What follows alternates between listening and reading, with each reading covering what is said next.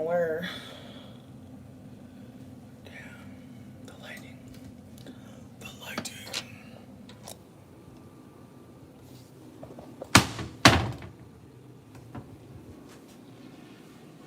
It's giving Wes Craven. I know I'm late. I know. I did not intend on being late on this day. But bitch, I was late on this day. I'm about to make some food. What's up? Do you need something? Oh, you're so cute.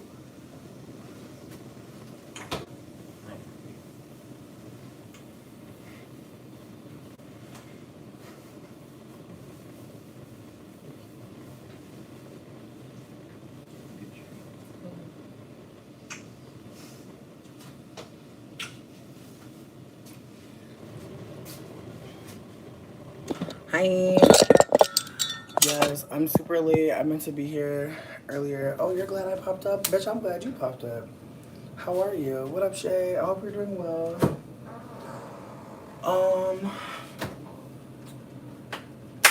But yeah, I wanted to just fry up an egg, bitch, because I'm hungry.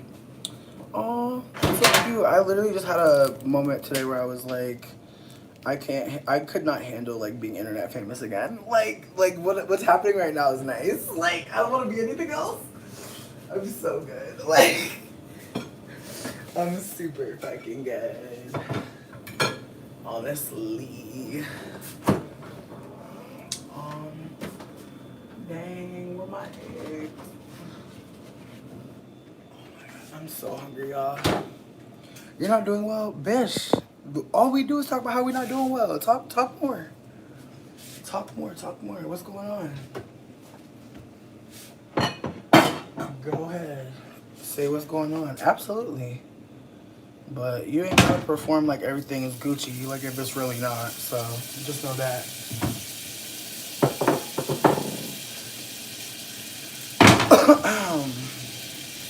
Hey everyone. But yeah, no, I just wanted to come through and live my life and be in a semi-regulated mood and fry up an egg. I'm really excited. I'm gonna fry an egg in a pot. That's what's happening right now. Your eyes are not deceiving you. Bitches are frying eggs in pots. It's happening. It happens every day. Millions have it. And Wilkie, you gotta have a little bit of skill to fry an egg in a pot. Everybody can't pot fry. Oh no, friend. I'm so sorry to hear that. That's fucking distressing. Like feel your feelings. You feel your feelings, Shay. I appreciate you for just being here with us in this time, cause damn, that's a lot going on. Like, fuck. Like, I hope that we can lift your spirits a little bit, just being silly and having good times. But if you gotta GoFundMe, please let us know where to find it at. Like, you are not alone in this, friend. Definitely not alone. And honestly, some people may not know what to say, but trust me, they're gonna be glad that you told them. Cause that's how I feel. I feel like I know I don't got the right words to say. I know I don't, but I'm glad that you told me, and I'm glad that you felt comfortable enough, even though it's not comfortable to say these things, to just say what's really going on. Your friend act too cute. Cute. I'm glad to hear that. I got some potatoes in the oven, bitch. Like, I intended on having breakfast, but time blindness will get you every time, won't it? Ooh, my egg looking so fucking sexy right now, bro. Oh my fucking god. I feel like you should make a GoFundMe, friend, if you're feeling comfortable. If you're feeling comfortable. If you're not feeling comfortable, delete what I just said. Delete what I just said, for real. Well, you definitely have to start crowdfunding for sure. I feel like that's one way to start. You don't have to do it right today. You definitely don't have to do it right today. But letting people know what's going on, especially people that like know you online, like that shit is helpful. Like, please know you can always send me a link and I will share it in my story. I've been wanting to put my I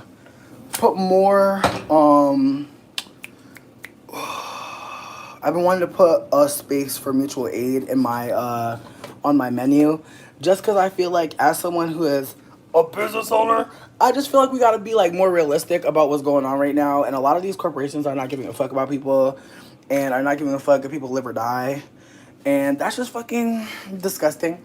And so, with that being said, like, bitch, if I didn't have the internet, my ass would have died several times. Like, at this point, please know I'm only alive because I've been on the internet. Like, so I wanted to put that out there right the fuck now. Some of us need more than the internet, and that's just the case. That's just the case on that. So please don't ever feel bad about talking about being poor or having or going through things.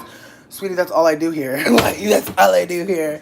Honestly, and that's why I'm trying to do a little bit more than that here, because honestly, like, I'm not just going through trauma, but it can seem like that. It can absolutely seem like that. And so that's why I'm trying to just remember, you know, that there's times in between the struggle, and they're important, because I watched some of my lives back from when I was living with my friends in Hazel Park. And one of the lives, I was about to take mushrooms with y'all.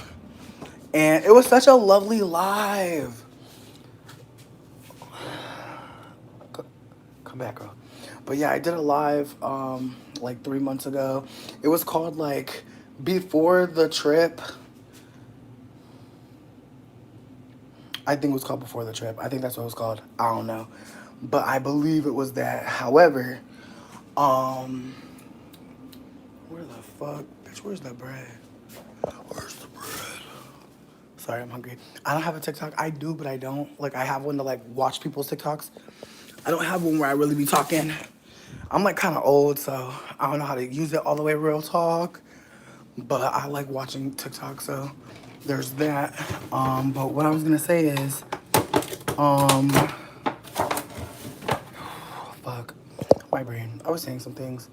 Oh, I was watching a live from when I was about to do mushrooms. And that live was just so bomb. Like, it barely got any views. But low-key, it was really giving me a lot. And I know you're probably like, bitch, you be watching your old lives? Absolutely do. Because sometimes I be saying shit and I forgot that I told y'all that shit. So I was watching that live. And one of the things I was talking about in that live, I was talking about, like, all these podcast ideas, all these book recommendations, all these people that I like used to watch on YouTube that I stopped watching. And I was just really grateful. So I just want to put that out there for anyone who wants to start a YouTube channel. Like, low-key, at some point, depending on how you create your content, it'll be like time traveling. And it's so healing to, like, look back at, like, some of the shit that you said to yourself. And, like, some of the shit that some of the lessons, you know, you've learned along the way. Like, it's just one of those situations where I just felt grateful that I had been documenting, because I really be feeling like sometimes. Yes, the one where I was like looking like Princess Fiona, bitch. Absolutely. I was looking like Princess Fiona, fucking, but also like somehow Merida from Brave at the same time. It was giving a lot. I was definitely Disney blocking, like, unintentionally, which was really cute. But that live was fucking silly as fuck. And the mushrooms hit my ass hard as hell. And I was grateful as fuck for that experience. Okay, so I made this like super fat fucking bacon, egg, and cheese, and now I'm just kind of like, what am I gonna drink with that? What am I gonna drink? What is my drink? I need to drink some fucking water. Like, hydrated gas. Oh God. Good God. Okay.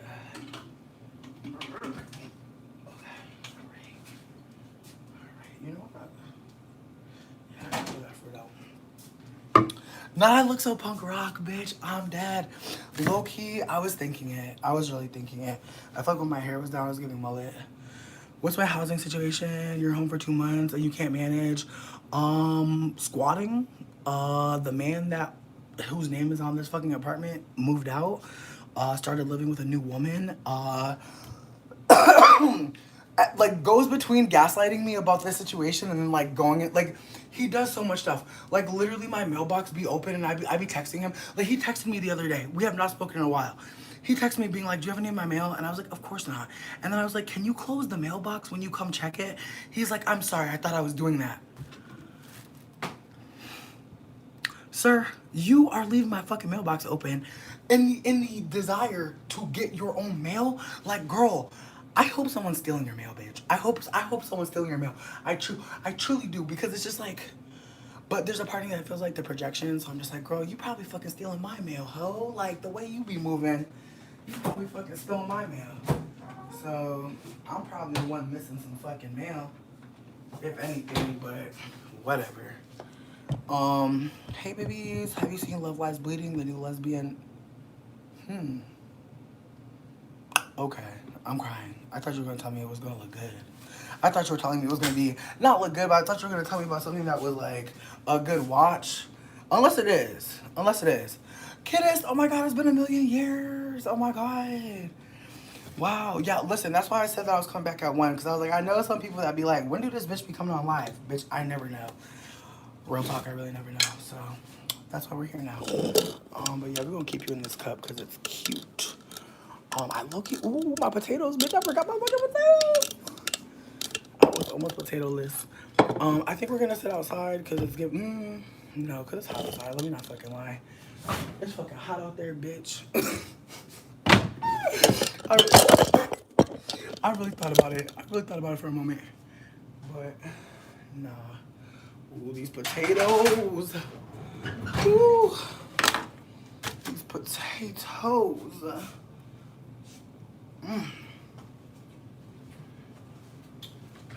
My God.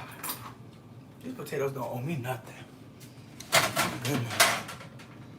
Bitch, look at these motherfucking potatoes, bitch. Yes. Yes, motherfucking thyme in there too, bitch. Potato, bacon bits and shit. Yes. Yes. Bitch, these motherfucking potatoes. Yes. I'm a breakfast potato. That's the way these potatoes, but the potato. Bitch, I'm fucking ridiculously hungry. So that's why I'm singing and shit and chewing and shit. But yeah, no. What up, Cotty? Oh my gosh. I feel like the gang is all here. Real talk. I feel like the gang is really all here. Thank you so much. Thank you so much. I definitely been doing something. But yeah, let me see, cause you already know I gotta smoke before I eat this shit. Like, let's be honest. Like, let's be for real. So I'm just trying to gather my things, gather my thoughts. But yeah, no, the person asked me about my housing. I'm literally squatting. Like, they literally, because the person who was like living here, like, was working for the building. Apparently, if you work for a building that you live at, they give you 2 months to leave. So I have 2 months to figure this out, but I'm already like at the end of month 1. So month 2 starts this week. And I don't know how that's about to look, but I do have a couple options. Some white people want me to move into their queer collective house, but I'm just kind of like, I don't have time, bitch. Like, it's like on one hand, it's like I'm thinking about it. On the other hand, I'm like, it's like, how many times I'm gonna be traumatized, bitch?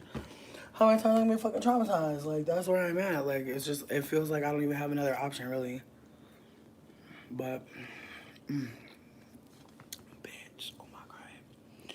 Shout out to these potatoes, my Jesus.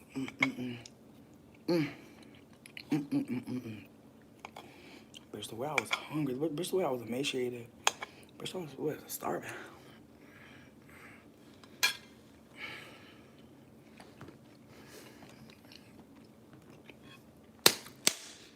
Fuck. Time blindness is so evil, bitch. Oh, love, I'm sad you can't stay, but thank you for chilling. Yeah, I'm gonna leave this one up. I'm definitely gonna leave this one up. Like I said, I wanted to come here just to talk, just to hang out. I feel like I've been in like crisis mode and stress and strife and all types of fucking wild shit going on. So honestly, bitch, we about to smoke. I'm gonna eat some fucking breakfast. I'm probably gonna soak my feet and shit. That's what I'm about to do. I'm about to boil my feet up and shit. Like, I'm trying to just do some self-care because I know this channel could be like a lot of trauma, a lot of wild stuff going on, which is normal. well, it's not normal to go through trauma, but it's normal to be traumatized in this world and have to talk about it. So that's why I was encouraging Shay earlier to just be candid about what's going on. I know that like your diagnosis is scary as fuck, but baby, you've been here for how long? Sweet. Like there's people here that give a fuck. There are people here that give a fuck. I'm one of them. And so if anybody needs to post a flyer, share a GoFundMe, I just want you to know like when I was going through crowdfunding, trying to share flyers and stuff like that, it was disheartening. I'm not going to lie. That's why I'm not doing it right now. Like, I'm gonna be so fucking for real. But I'm at a point where it's like, I think all of y'all know, like, or at least some of y'all know, that, like, I've been running this business for, like, 4 years. I'm not trying to make it seem like I'm doing the best at it. I definitely have run into some issues, and I'm trying to correct them currently, but I still been doing something for a little bit longer than any other job I've ever fucking had. I've never had a 4-year job. Like, that's not my typical life. And so I just want to be candid that, like, if somebody do need help, like, please post about it on the motherfucking menu. Oh, thank you so much for chilling.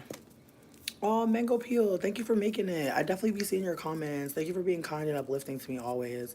But yeah, as I was saying, like, if you see my menu on Twitter, like, you have my permission to post mutual aid, flyers, anything of the sort. Like, I know that that is seemingly not typical to be posting things like that on a menu where people are trying to buy victuals and medicinal supplies, but I really feel like it should be the standard. And again, had I not been homeless before, had I not gone through so much trying to crowdfund, I probably wouldn't feel this way.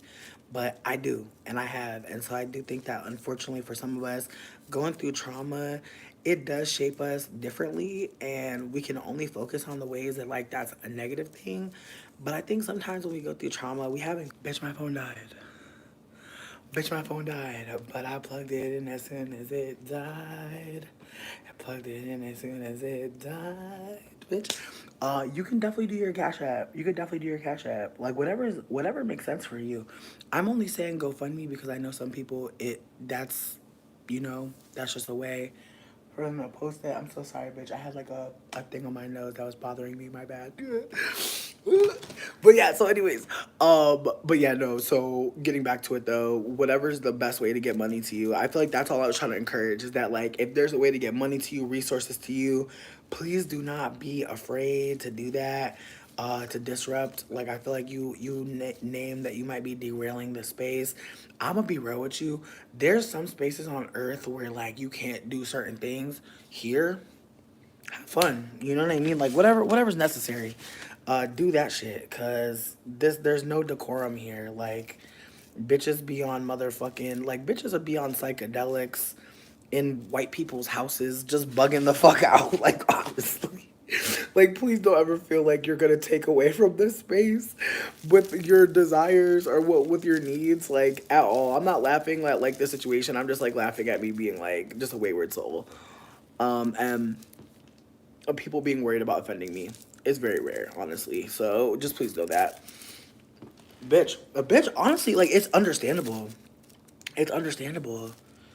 It's very fucking understandable that that news, like it sounds like you wanted to have children, but here's the thing. I want you to know that like having children is still possible for you. Just keep that in mind. I know, bitch, this ain't even my natural texture, bitch. Or excuse me, this ain't my natural color. I put black on this. Like you gotta look like real deep. There's like some brown. That's not my natural either. Like the roots is kind of like a mousy black, but like most of it is still black. I wanted to put some color oops on it, but I'm scared of like just fucking up my hair. So and now I look so different. Honestly, I do, but I like it. I like how I look. But let me see. What was I trying to say? Oh yeah, but as I was saying, Nisha, like it's valid to be fucking depressed. Like look at what's happening. You know what I mean? But at the same time, you are able to still have children, just maybe not in the way that you're thinking. And again, I understand that like people probably don't want to fucking hear that shit when they're hearing the news that you got, which is valid as hell. And I hope that you know you're allowed to be angry as fuck. You're allowed to be like, shut up, bitch. You know what I mean? Like honestly, like you're angry, you're hurt, it's all valid. Please don't let anybody make you think that like you have to be operating a certain kind of way. Like we don't all know how we're about to react to getting certain type of news. So I just want you to know however the fuck you're reacting, it makes sense. a lot of times we don't really give ourselves credit for the fact that the way we're behaving makes mad fucking sense given what the fuck is happening. So please don't shame yourself. Please know that you're not taking away anything. I think all of us have had to unfortunately go through something fucked up and have to keep on going. So please know you telling us something fucked up, that's honestly, babe, do it more. Like more of y'all need to fucking tell people shit that's fucked up. Cause like honestly, like some of us really do want to know what's going on, but also some of us really just want to hold space for you. Like sometimes it's all we can do as friends, supporters, you know, and that's I feel like that's why I really like coming here because I know maybe not everybody gonna agree with the how the fuck I handle a situation, but I know people are gonna listen to me, and some of that feels like magic, honestly. So I just want to put that out there. That anybody that's worried about starting a channel, putting yourself out there too much, you can just do audio recordings. You don't have to show people your face, but your thoughts are important. On some fucking on some motherfucking Juliette Lewis, bitch. Like everybody's a star, bitch. Everybody's a motherfucking star. A star is somebody whose light shines so bright that it just people just can't help it. They're drawn to it. You know what I mean? And I feel like you became a star. She said she became a star when she realized everybody was one, and I get it. Like it's mm. So yeah, I'm just grateful. I'm just grateful as fuck to be alive and to be a person that actually sees like, oh, we could just all help each other all the time. Like that's all we could. That's you know what I mean. Like we could really just be doing more for each other. Like wow, you know what I mean. But we don't be thinking like that because our world don't inspire that. Our world is like get it on your own, grind. They're hating on you. They're watching your plate. Can't even eat with nobody. It's sad. Thank you so much. I really I feel like a beautiful motherfucking flower actually. I feel like the rarest rose. I gotta stop going to sleep with my hair wet. That's the only thing. Cause the way my head be itching, bitch. Oh my fucking god. It's too hot for that, bitch. It's the way I gotta do a motherfucking apple cider vinegar rinse on my shit. It's the way I gotta do some antifungal, bitch. It's why I got some fucking peroxide, bitch. I gotta add some of that shit to my fucking shampoo tonight. No games. What up, Cash? I hope you're doing well. But yeah, no, I'm crying at whoever said I look punk rock. That wasn't like super intentional, but I feel like once you cut your tee into a tank tee, you're like one camo hat and PBR away from being in a trailer park. And I'm not even trying to be mean when I say that. I'm just trying to be candid. Like, I definitely look like I think that the toilet is water trash. You know what I mean? I definitely look like someone that flushes things I really shouldn't be flushing, but it's all water trash. It's all going the same place. You know what I mean? That's how I look right now. Exactly. Exactly. The peroxide in the shampoo, I got that for the antifungal to cleanse my scalp. I don't have apple cider vinegar. I have regular vinegar, but I'm not going to do too much with this. So I'm gonna do a little small batch shampoo situation with a lot of coconut oil, just to kind of counteract the fact that it could strip the fuck out of my hair. But I need my scalp rinsed badly, and that's what I got. But I did get some rosemary, as we talked about earlier, and some mint. So who knows? I'm about to do some research before I do some crazy shit. But there's a part of me that wonders if like the honey in the fucking conditioner is a problem. I'm gonna have to Google that. You're hoping all is well. I mean,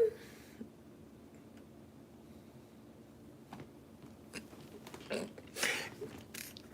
know what I mean? Like, you know what I mean? Like,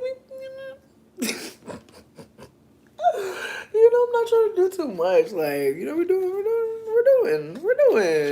you know?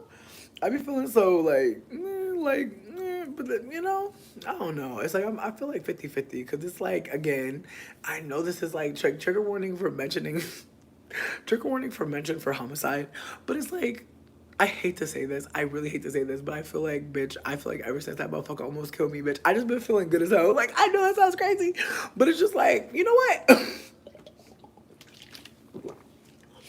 I've been just finding glimmers and everything, bitch. I hate to say that shit, but it's the fucking truth. It is so fucking true, bitch. Ever since that motherfucker almost killed me, I was like, you know what? This is a beautiful day. Like, like low-key. And it's like, I feel terrible sometimes because motherfuckers be like annoyed as fuck. And I be like, it's valid to be annoyed. But damn, you know, like, you know what I mean? What a beautiful sunset type shit. So, see, honey is antimicrobial, but I'm wondering if it being inside of something with water, because that's the thing. There's water in it.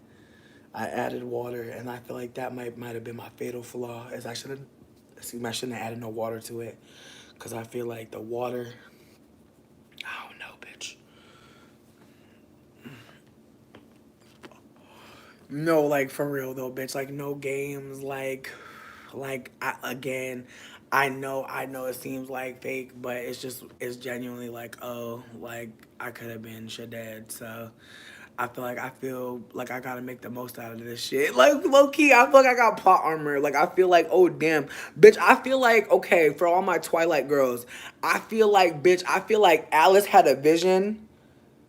I was Carlisle, bitch. I was Carlisle. For all my Twilight bitches, I was Carlisle. And it was just Alice's vision, bitch. It wasn't real. It never came to that. Again, for all my Twilight girls, you already know. Twilight girls that watched the movie, asterisk. Because some of y'all wasn't featuring it, and I'm not mad at you. But baby, I was Carlisle. That's all I gotta say. Bitch, the way they sliced. Bitch, the way they got Carlisle. The way they got Carlisle up out of here. Like, let's be real, bitch. It was curtains. He was in a box. Bitch, again, the way it went, listen, like low-key Carlisle death is why everything went the way it went. Because Carlisle death changed everything. So that's how I feel, bitch. That's how I feel. Exactly. The twist, bitch. The twist. I was Carlisle, bitch. I was like... That's why I'm just like, you know what? I'm glad they had to come to this, bitch. Like, you know how you felt after that scene. You was like, I'm glad they have to come to this. Like that's where I'm at. I'm just breathing a sigh of motherfucking relief. See, I feel like they did something. I didn't read the books. I'm gonna be real. I hate to say this, but some of the readers turned me off. Like it's just the way that they was acting. I'm not gonna go into it. I'm gonna let y'all go. But some of the readers were moving a little strange for me. So I was just like, I'm gonna wait for the movies. I don't know. I never got the titillation personally, but I understand in retrospect. I get it in retro. Not handle heart. You're funny as hell. Y'all are funny. But yeah, no, like dead ass, I was Carlisle, bitch. So that's why I'm just like, it's like, bitch, I still get to smoke a little piece of weed. I still get to dance in spring. Dance and sing. I fucking found, when me and Dane went to the grocery store earlier, we stopped and we saw this little alley that someone had like planted a lot of flowers, and they had like a little fairy garden, where like it's basically like someone like puts a bunch of little things that fairies would like to hang out with or like sit upon. And so there was a fairy garden, there was a bunch of flowers, I had a bunch of flowers in my hair, and we just sat and like just enjoyed like the sunshine. And it was just so fucking nice. And they told me that they actually like deliver food to this place because like they work at a bakery, and they were saying like I've never seen this like little alleyway, but I like literally work here. I literally come here every day. And I was just like, that's so funny, like how you can live somewhere forever and then you're with someone new and then you discover something new that you never saw before. Even though you could have seen it anytime. So it's just really cute, like little moments like that with Dane where like they'll be like, oh wow, I've never seen this and I've been here before. And I'm like, oh, that's so funny. I also taught them how to pick out fruit, which was really adorable because, like, they bought lemons and, like, they were rotten. And, like, I taught them how to know if a lemon is rotten. And then I taught them today how to know if a mango is rotten. So that's really nice, like, to teach someone. But I started thinking about how a lot of people don't be knowing how to pick fruit. And it makes me so sad because it's, like, you can pick fruit to the point where, like, you can know when you're gonna be able to eat stuff like especially avocado. It's like if you don't pick your avocado right, then like you're fucked. Like you're gonna end up wasting it. But again, like who teaches people this? I'm tired. I'm tired. The Wattpad girlies. That's true. Yeah, I never got into that, but I'm glad that they have that for them. Shout out to the audio girls. Shout out to the sexy story girls.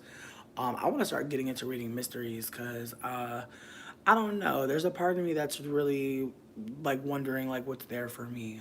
Because I know that Bell Hooks said that she used to read a lot of mysteries, and so I'm really trying to look into like black fantasy and mystery writers because I don't read enough.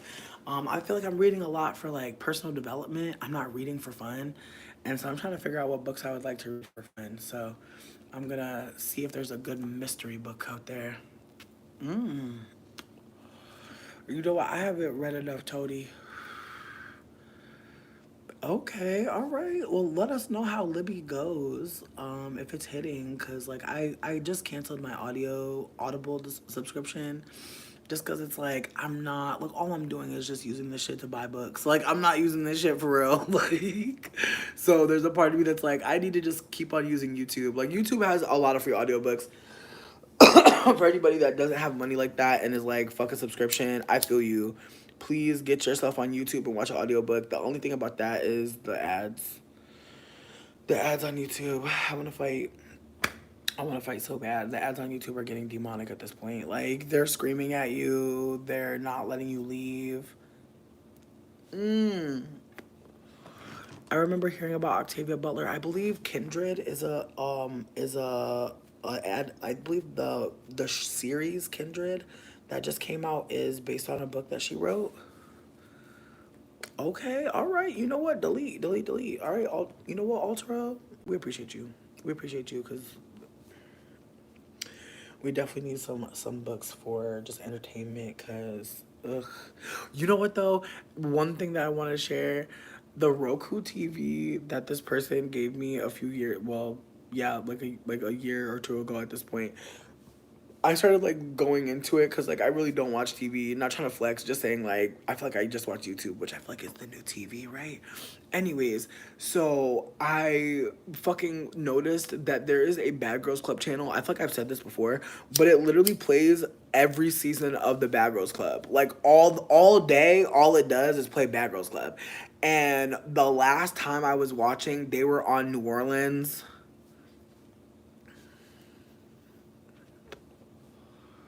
Bitch, it's the way that I really love Stassi. Like, it's the way that I like remember like when I was watching it again. I was like, man, I really thought Stassi was like the baddest bitch. Like, and I'm still thinking she's a bad bitch. But I just remember like when I seen her, I was like, yes, they finally got a fat bitch on the show. I was so happy. Fucking Judy and that voodoo doll, that shit was crazy as fuck.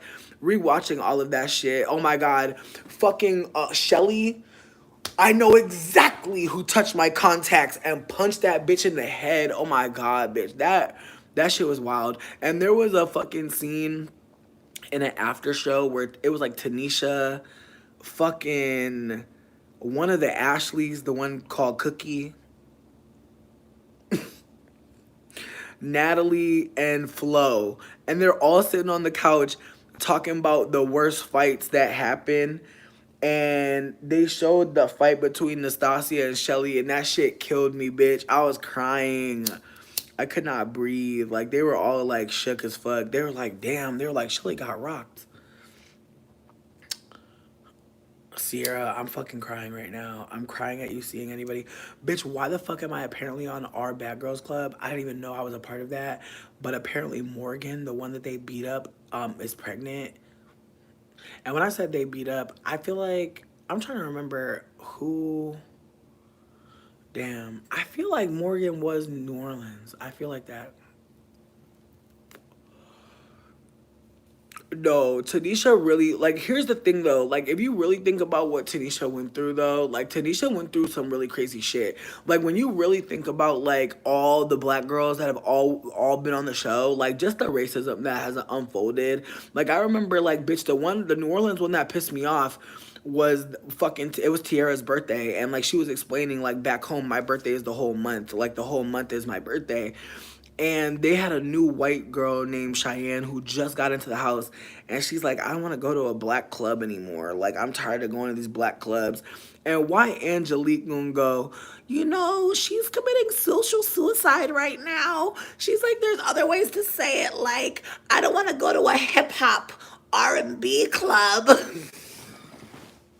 I was like, bitch, not you don't want to be around R&B Americans. I want to just beat your ass. Like, I literally, like, wanted to beat up Angie. I wanted to beat up everybody that season except for Tierra and Stassi. Those are the only two people that seem sane. Like, honestly, that whole season was insane to watch. Because I'm just like, how in the fuck did you find Judy, Priscilla, Tasha, Shelly, Christina? I'm not going to give Ashley too much. I feel bad for her. I feel like it just feels like towards the end of the New Orleans season, they just had a bunch of bitches in a room waiting. Like, it just seemed like at the end of that season, because it's the way that they let bitches come back to the house after getting beat up. Like, Kristen got beat up. No, I'm mixing seasons. I'm mixing seasons because I'm thinking about Kristen getting beat up by Leah, and then they sent Brandy home, and I just feel like Brandy wanted to fuck Leah. And it was giving, like, lesbian crime drama at that point. Like, low-key, Bad Girls Club, like, low-key, I tried to explain what Bad Girls Club was to Dane, and he's like, this is a game show, right? And I was like, no.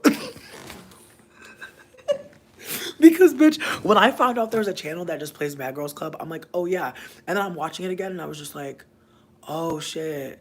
And like Dane's just watching it. He's like, there's a prize, right? I was like, no. I was like, this is the prize. I was like, the prize is going to a nice house and beating bitches up. That's the prize. He literally was just like, this is on TV. I was like, for a long time. I was like, and then like somebody, I can't remember who, but somebody here said that they would like go home and like get like a Danimals and get like some snacks, and like they were like a little baby and they would just be watching Bad Girls Club like with their fucking like Lunchables and shit. And I was like, you know what? Yeah, like I'm trying to think of, like I found that shit when I was like 17, 18, 19.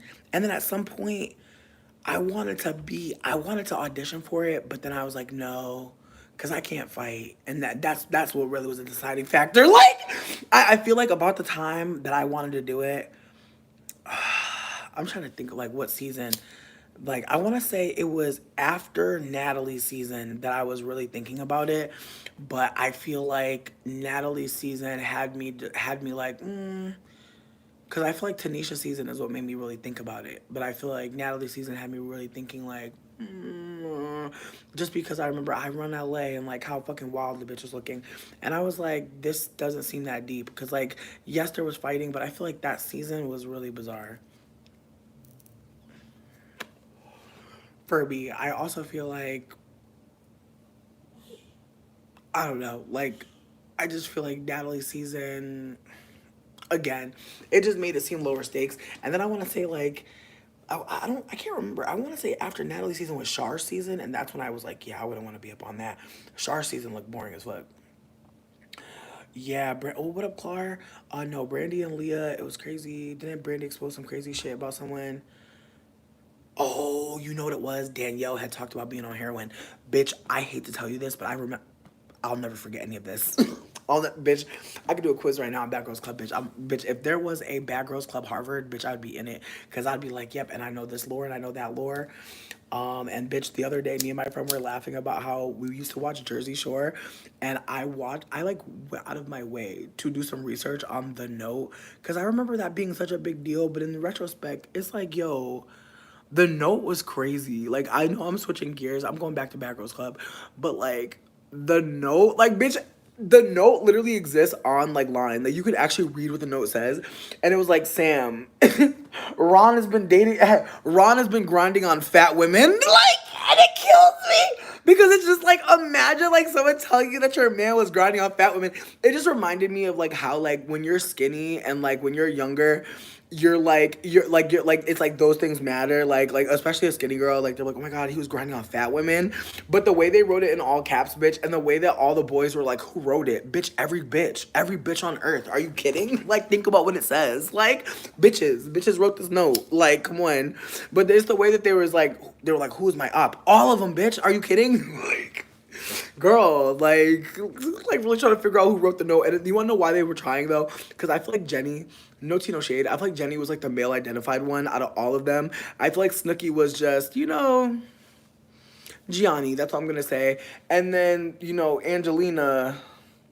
She's the scapegoat. Let's just be honest. I feel like you can't get that many narcissists together without somebody being the bad guy. Like, let's just be honest. And then I feel like after Angelina, it was easy to oscillate between the couple that's toxic and fucking Mike looking like. Oh my god. I'm so sorry to hear that. Not a chemical pregnancy. Damn. Switching from titties to breast. I'm good night, bitch. You got me crying. When they was writing the note, they was really being careful. That shit killed me. The Victor twins or Russ. I'm so sorry to hear that. Damn.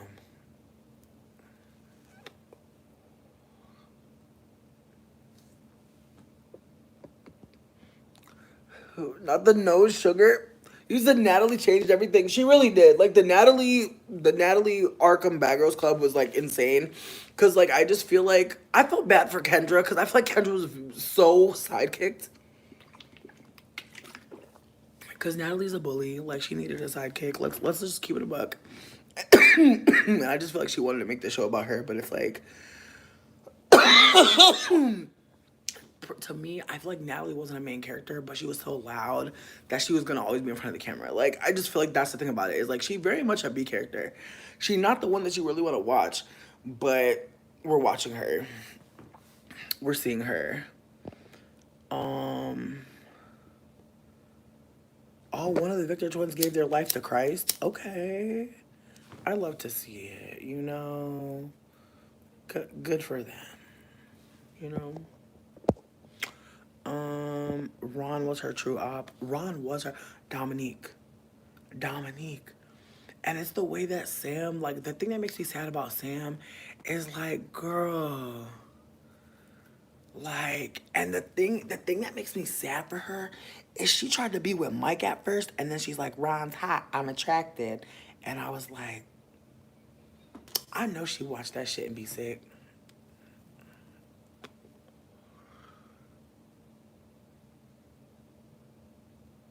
But in retrospect, I feel like the Jersey Shore is a good show to watch to like just pay attention to like male centeredness because they were all male centered, like the way they took care of the boys, but also the ways that the boys would be cooking in this way that like I think speaks to like a cultural significance behind cooking and feeding the family. It's the way that they acted like they were in a family, but they would be treating each other like pure shit. It was just very bizarre. It was some Lord of the Flies shit, bitch. Honestly, it was a fucking social experiment. Also, the idea that they're calling themselves Guidos and Guidettes, like it's like okay, like I'm sorry, but I just feel like people that get really caught up in like their aesthetic or their scene. I'm always just like, all right, like bitch, I'm emo, but like I'm not giving emo every day. Like that's just too much for me. Like I can't be emo every day. It's like, okay, we get it. Like you're sad, bitch. Like we get it. Like you know what I mean? The fringe, one eye, motherfucking liner. Like, okay, but like at some point, bitch, like at some point, like Natasha Bedingfield, like the rest is still unwritten. Like, you know what I mean? Like some days you gotta put on some jellies or some flats. Like some days. You never like Gianni. Oh, I feel like Gianni, between me and you, bitch, and I mean this like so sincerely, I feel like Gianni like genuinely fell in love with Snooki for her potential. And I'm not even trying to be funny. But I feel like when a man fall in love with you for your potential for what you could be, I feel like that's really dangerous. But it could also work out. And I just feel like it seemed like she not a drunk mess no more. That's all I see. Like I hate to say this, but I really do feel like she wanted to find a man worth leaving the shore for. And I feel like that's some dudes, like some men, they be dating trying to leave the club. They be trying to leave the bar.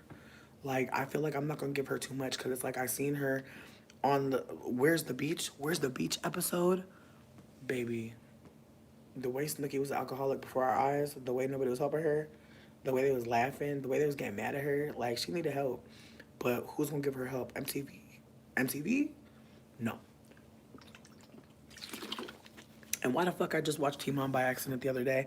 Because I'm still subscribed to the Grace Report. And she's this black woman who does reviews of Teen Mom, so you don't have to watch it. And apparently Macy got into a fight with Taylor, and bitch, I was crying laughing. I was like, bitch, not Macy, cussing Taylor the fuck out. Like that was wild. Like he literally said that he said something about her behavior, and she was just like, shut the fuck up. Oh my god! Like here's the thing that sucks. Like we live in a patriarchy, so it's like whenever a woman like goes off on a man, it's like yes, on some level, I'm like wow, like you're not regulated. What's happening? You know what I mean? I'm curious. But on the other hand, it'd be funny as fuck, and I'd be feeling terrible because I know some of these men be getting battered out here, bitch. And I'm not trying to say that people should get battered or verbally assaulted, but it's so wild to like live in a world where like we expect male violence to the point where when a woman is being violent, it can be funny. Like that's really sad. And I feel like that's the thing. Like people spend so much time laughing at women being harmed and degraded in all these different ways that like I really do think like our fucking humanity is off when it comes to like a woman beating up a man or harming a man because we literally don't perceive it as equal, which is why like when people actually do care about men harming women, it's like oh my god, like you're bigger than her. Like it's always rooted in like how you as a man are like so big and powerful, you should never be harming people. But when a woman harms a man, everybody gets quiet. Everybody, nobody knows what to say because like at the because the other side of like of men are so powerful, they should never hurt us. It's also that if a woman hurts you, how, and like that experience, like, and so I just want to be candid that I'm sure there's been moments like on reality TV where we're seeing women like just I feel like there was a moment where Jay Wild slapped the shit out of a man. I think it was Paulie D. I think that happened. And that was an awkward moment too, because I feel like maybe I'm wrong. Maybe it wasn't Paulie. Maybe it was Angelina. But somebody did something to Paulie, and I just remember, like in the show, Paulie was seen as like the nice guy. Like he wasn't like a scary ass mama's boy like Vinny was thought to be, and he wasn't like a raging gorilla juice head like fucking Ron. He was like that guy that you actually wouldn't be worried about like hanging out with. And I feel like he's the only guy that actually I remember him like actually taking this one woman like very seriously, and she was not white. It was like this brown Latina, and he like took her out for dinner and like wined and dined her. And I was like, okay, Paulie. Like Paulie was the only one I could see fucking. And honestly, the hair is why I wouldn't fuck. And I know that sounds so fucking superficial, but it's like there's just something about a male blowout with the gel that just doesn't give. And then I also feel like I already know with how much I take in the bathroom to do my shit, sweetie, we're gonna have a problem. We're gonna have a huge problem. And then also all the bathroom products, girl, get the fuck out of here. That man's taking 2 drawers. Let's be fucking serious. He's gonna have a drawer for body and for hair, body and hair, and maybe even face, bitch. And face might be the whole fucking counter. Like, honestly, no, I can't do it. I'm terrified. I'm terrified. Like, oh my God, all your conditioner gone. You already know.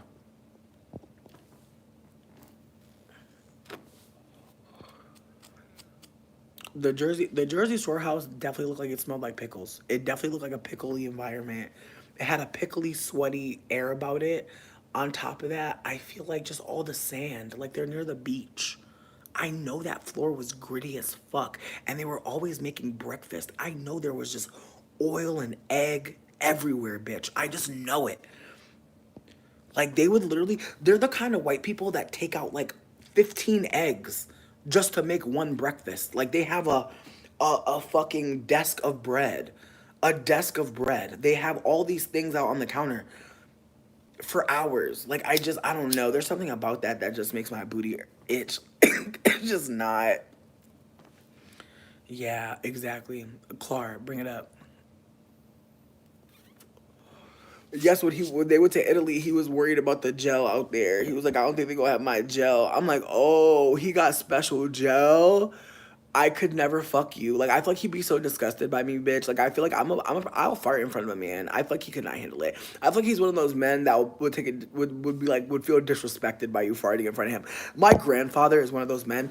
I've been cussed out by one of those men. There are men out there that will be angry at you if you fart in front of them. And honestly, it makes me laugh. It makes me laugh so much because it's like, bitch, as if I could control my butthole. Like, who can do that? Who can do that? And then it makes me sad because honestly, one time I did hold in a fart and I felt it die inside of me and I was like, never again. Because honestly, what happens to a fart when it goes backwards? I don't want to know. You don't want to know. Nobody wants to fucking know. That's terrifying. So with that being said, I'll never hold in a fart. I remember one time I like brought it up to my mom. She goes, I ain't about to destroy my insides for nobody. And I was like, you know what? That's the energy I needed to hear. Because real talk, like I'm not about to do, like some of these farts when they come out of us, think about the acoustics. I'm just saying, like, just think about the noises. Like, bitch, backwards? Oh, God. No, I feel like that makes my heart hurt. That makes me feel like my breath stinks. No, thank you. I don't want to be full of fart. I don't want to be full of poop. No, thank you. Not got to be. Bitch, you got me crying. You got me crying. Y'all are silly as hell. He proposed? Oh. I'm glad to see that. Here's my thing, like, if someone burps or farts around me, like, I don't mind, but I just feel like it's the actions after that tell me a lot. It's like, if I fart around you and, like, I'm just like, haha, you know what I mean? I'm testing you slightly, like, not intentionally, but it's like, what you about to do? And honestly, bitch, this is unrelated, but, like, I feel like I told y'all that I almost got married to this Indian man for 20K. It was a green card situation. It didn't work. It didn't work. It didn't work out. But anyways, at one point, bitch, I'm like testing him. I'm like hazing him basically because I'm just like, bitch, you want to marry a bitch you don't even know? And I remember at one point, like, he was giving me a back massage and I started to like arch my back and out of nowhere, bitch. I'm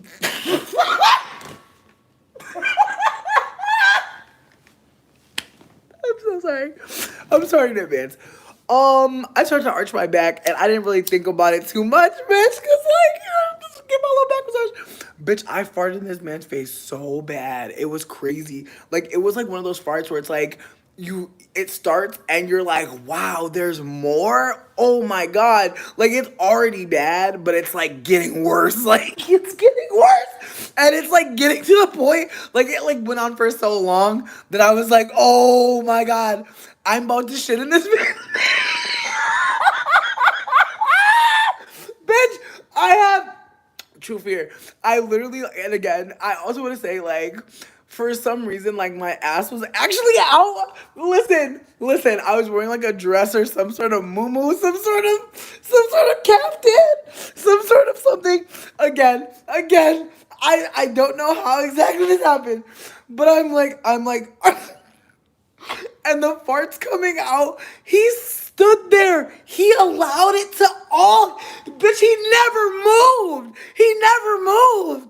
And then at the end, for some reason, he thought it made sense to comedically fall to the ground and pretend to die. He pretended to die. I barely know this man. Yes, he wants to marry me. He's my fiance. It doesn't matter. He literally pretended to die. And I look back and he's a Leo. He's thrown himself. He's laying on the ground in my home. In my home. In my home. And I'm literally like, I don't even want to look at him. But I have no choice because he's pretending to be dead. And I just, bitch, and again, after this happened, I'm looking at him. He's pretending to be dead. And he's not moving for at least 2 fucking minutes. Swear to God. And I know you're like, no, it wasn't 2 minutes, bitch. It felt like it. I don't care. He laid there for a long time. I literally was like dying laughing. And then I like stopped laughing because I was like, is he really dead? That's how long he was on the floor. I laughed and then was like, wait, are you good? Like, yo, because like, how do you explain this? How do you explain this? How do you explain this? This was before a man tried to kill me. Honestly, I didn't want to include this in the joke, but honestly, it just happened to be like before a man tried to kill me, this happened. I know what you're thinking. You're like, well, like, bitch, you're fucking killing people with farts. Like, I know. Again, I just want to say that like he laid on the ground for so fucking long that I had to like ask him like if he was okay. And then he like got up and was like, wow. He's like, I did not expect this. He had a very heavy accent and it was just it was painful. Like, he literally was just like, so he's like, this is what you do. I'm like, sir, like, I'm gonna be real with you. I've never done this before, but like, does that sound realistic? Like, no.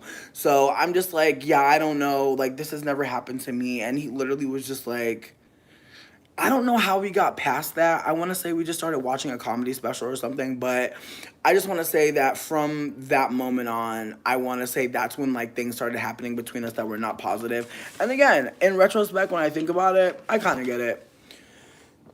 Yeah, no, he literally was not okay. Like, he was literally not okay. He was not happy. He was disgusted, but he was trying to be polite, which I think was worse because it's like, I farted into your body. Like, it makes sense for you to be upset. Listen, here's my thing. I was wearing some sort of shawl, some sort of muumuu, some sort of house coat, house dress. And again, as I arched my back, my booty was showing a little bit. And I want to say, I want to be candid that like as he's giving me the back massage, he starts like rubbing my butt and then he like looks into my asshole. So I want to be super candid with you that like when he looked into my asshole, I think that like that's on him. Cause my butthole was literally closed. I feel like when you're fat, your asshole is literally not even like in reach. Like let's just talk about it. Let's just talk about the anatomy of a fat butthole. It's hidden. It is literally hidden Valley Ranch. You're not seeing a butthole on a fat person unless you are actively looking for a butthole on a fat person. He literally was trying to, like, I just feel like, again, he was trying to make the massage freaky. I wasn't. I genuinely was trying to lean into his arms, like, because he's giving me the back massage. And then he starts, like, going into my ass again when he looks and like he's doing this thing where he opened it to like inspect it. This has happened to me several times. I've had several men like look into my asshole deeply for no reason. We were not being sexual, but they're just like, what up? And I'm like, wow, like y'all are just okay. Again, I'm living a wild life. I know some of y'all are like, that's a lot. Yeah, no, I know, but again, I just want to say, sometimes, bitch, sometimes, you get a booty massage, someone's looking in your butthole, that's fine. I don't mind the looking in the butthole, but then he was upset with me when something came out, and it's like, sir, honestly, if you would have just focused on my back, you might, like, I feel like my butt would have been closed enough to where it would have been a little bit of a trumpet sound, but the way he had it opened, bitch, he pulled one cheek, and I feel like that's what activated it. Honestly, when I think back to it, I'm like, I think that's what it was, because it's like I'm bent over, I'm arching, he's opening the cheek. Like, what more do you need to do? Like at that point, so I feel like he really beckoned the fart out of me. I feel like he called it. I feel like he summoned it. Truly, I'm gonna blame him. But again, it didn't make sense that he laid on the ground that long and made me think he was dead. I feel like that really fucked me up because in that moment I had to think about like what I was gonna do. I'm like, okay, so I don't think you call the police for this. I'm like, fire department? Like, you know what I mean? I don't know who you call for this. I don't know who you call. Because I'm like, I don't think he could really be dead. I'm like, he could maybe be poisoned. I'm like, I could call poison control. Like, I'm literally just trying to think of, like, who to call appropriately. Because, like, again, I've never been through this before. I've never been through this struggle. So I was like, you know what? I'm going to just have to Google. So I'm just sitting there, like, just in my mind, just being like, poison control. You know what I mean? Just like, who do you call? Who do you call about a poop? And again, I was just worried about calling somewhere and them just being like, bitch, this is a prank call. And like, it ain't a prank call. It's genuine. Like, I might have killed someone with a fart. I don't know, maybe. But then also, bitch, what's even more fucked up is like this like story is literally porn and I could get paid for it. Isn't that fucking insane? Like, if I told this story in the right platform, motherfuckers would pay me. Like, that's really crazy, right? Like, I met this one dude who was like into like fantasy around farts, and he was telling me that like he wanted me to pretend to be an evil witch that farted on people to kill them, and like also change their sizes. And I was like, honestly, like, I'm not gonna take this job because like I love your mind, but like this ain't gonna be for me. Cause it's like low key, bitch. I feel like for me, the sex work I like is like I don't have to do too much. But some of these dudes be like, write a fucking screenplay with me. And I'm like, sweetie, I need to get paid a writer's room fee. Like, this is so much. Like it's just wild to think about how, like, you can write something sexual and someone can like bust a nut. But I mean, again, like, I think that that's, that's how porn really is. Like, porn is very sexual, and we're all able to, in some ways, like, disconnect. Like, that's why people watch porn, because they're like, oh, I'm pretending like I'm there. But one thing that I do want people to consider, like when they watch porn, like who are you in the porn? Like, cause some people, like when they watch porn, like they're the person getting fucked or they're the person that's fucking. And I found that really fascinating. It's something that I don't know, I think I saw like a TikTok video that was like talking about like analyzing like positions and like porn and like who is who, like when you're watching it and like what the crux of the porn is for you, like what you're watching it for. I don't have an OnlyFans. Highest of keys. What up, Deirdre? Again, I'm my bad for like going off the deep end talking about fucking sex work. Low key, I did a video the other day where I was talking about how I wanted to do a podcast called Fairy Ho Mother, and I just want to like talk more about that because I do think that in this space I've talked about all types of sex work stuff, all types of things that have happened to me that are wild. And as much as I love talking about that here, I do think that there's some stuff that are like nuggets of like information that some sex workers and also people that have been in sex work spaces unbeknownst to them may need to know so they can navigate. Because some of y'all are on Bumble and you're talking to Johns, like you're talking to clients. Like, I hate to say that, but I think that that's an important thing to talk about, especially on the podcast, is that like there are men who are on dating sites that are never gonna date you. And it's not because like you're not worthy of dating. It's because they're on there looking for someone to like do sex work. And you only watch femme on femme. Okay, cool. Nair the crack before inspections. I'm crying, bitch. Honestly, fuck taking hair off your body for a man. Like, I feel like I'm at a point where it's like, I'll do like the triangle, like, I'll get like the thigh meats, but I'm not going any deeper than that, bitch. Like, you can get all this hair on this gooch, bitch. Like, I'm good on that. I just feel like the way that I be shampooing and conditioning these hairs, fuck you. That's how I feel. Like the way that I be putting a deep motherfucking, the way I be doing a clay mask on my motherfucking mound, fuck you, hoe. Like, honestly, like the hair on my coochie is fucking nice. Like, shit feel good. Exactly. That coochie hair is fucking maintained. Like, I just feel like people be hating on coochie hair, but I just feel like there's so much you can do. There's just so much you could do.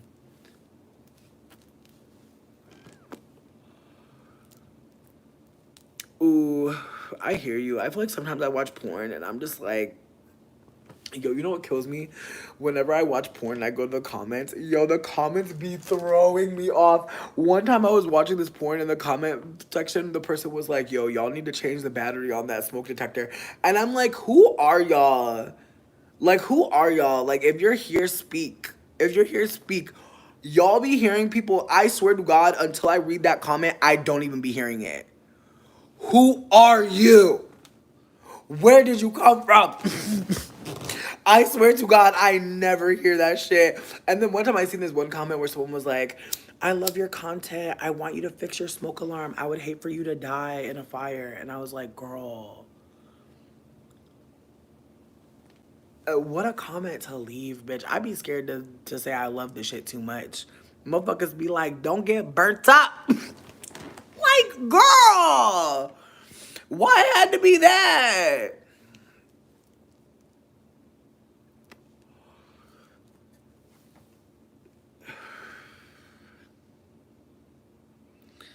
Not it's me, I'm crying. Not are you on any site. Mad dog, I'm crying. Low key bitch, also unrelated, but I feel like I told y'all recently I was thinking about catfishing and pretending to be Caucasian on a couple of these websites because bitch, I got a couple white people mad at me and they are mad for life. Like they're mad forever, bitch. Like they're so mad that they're trying to send ops to my Instagram, trying to get me to go visit, go hang out. Like, bitch, it's crazy. Like, honestly, bitch, I don't want to go too much into it because, like, I know my ops probably be watching. Hey, bitch, I see y'all. Y'all are goofy. Y'all are goofy. But yeah, bitch, I'm about to actually, like I told my friend, I was like, I'm about to go get me a fucking red wig. I'm about to pretend to be Caucasian. I was like, I'm about to pretend to be Gretchen. And my friend was like, bitch, yeah. Again. I am absolutely trying to give Caucasian in my sex work life because, bitch, the way that the Caucasians are being, it's just frustrating. I also feel like there's discords where there's like people of color in kink spaces. Like there are people of color making kink spaces for people of color. There are, but I just feel like, bitch, it's so janky. Like I hate white people, like for many reasons, but also like the sex work space be so divided. It's wild. Like what the white bitches be getting,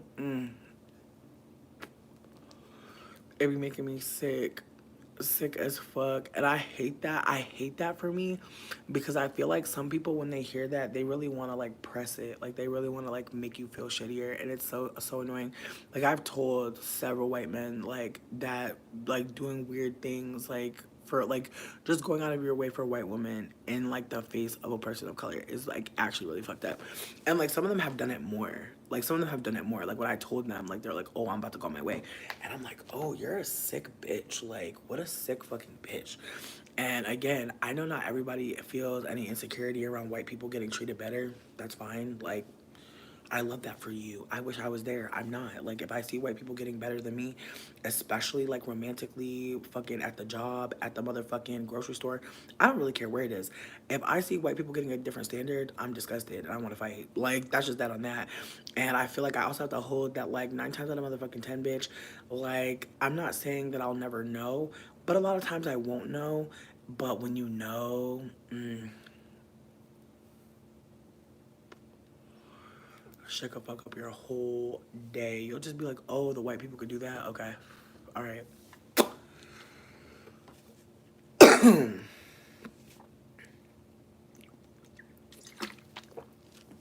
And that's the thing, like, I feel like when you pretend to be Caucasian online, like, I've done it one time, and I didn't stick with it, because, like, I just was like, bitch, lowest of keys. I got locked out the account because like it wasn't my main account, so it was like a little side account that I tried to just do something, but it was just wild. Like the way, oh my god, the way men of color, what up, baby? The way men of color were talking to me, so nice. Oh my god, I want to throw up. And I know this is gonna sound shady, but I didn't even pick a cute white lady to catfish. I picked a very basic ass white lady, a very starter kit, like celebrity doppelganger. Hmm.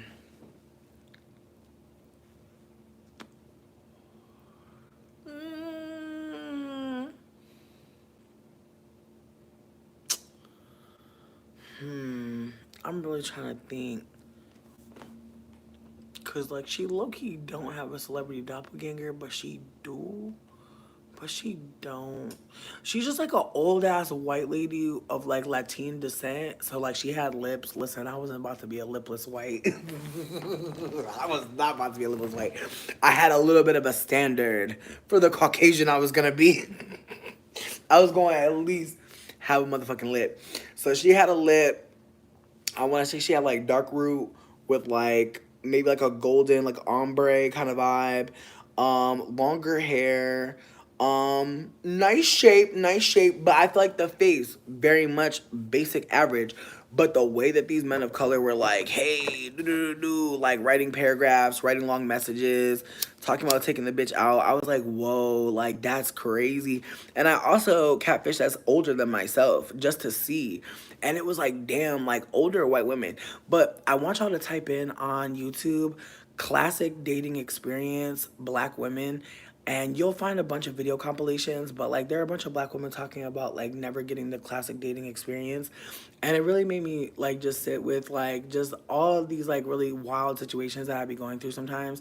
Like just the weird dates, the weird comments, and I just sit with the reality that like there are black women who are younger than me, black femmes younger than me, like just going through like these weird dating experiences, and there's nothing wrong with them. They've done nothing wrong, but a lot of these men are like, okay.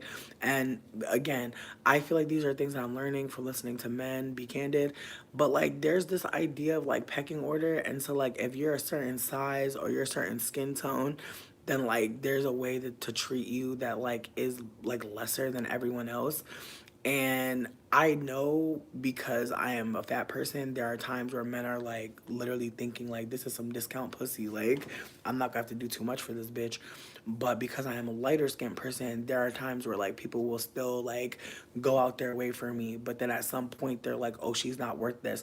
Or recently I had a man tell me that I was less than an 8, and he's like, oh, you're less than an 8, so you shouldn't be looking for this or that type of treatment. And I was like, what the fuck? So again, I don't be knowing every time if people are gonna be nice to me, but I feel like there are a lot of times where like men will let it be known like, oh, you're not that cute. And it's like, well, why are you talking to me then? And again, I have to hold that like if I'm not that cute to that man, he'll still talk to me because he still wants something from me. It doesn't matter like who I am really. Like it just matters that like I'm talking to him. And so for black femmes who are especially like deep dark skin, who are brown skin, like their experience with the colorism aspect of these things, and just the ways that like people really do think lighter skin people deserve better. And these are things that I didn't always like have information about, or even wanted to hold. But the ways that like I'll tell people a story of something that happened to me, and people will be like, that shouldn't have happened to you, and it really shouldn't have. But the ways that like things will happen to people who are darker skinned, or things that'll happen to black people, and people will just be like, well, you know how it goes. And just the ways that like people really don't have like that same like level of like this is injustice for people who are deep dark skinned, because there's this expectation. Do I think that there were fat people who were enslaved? Of course there were.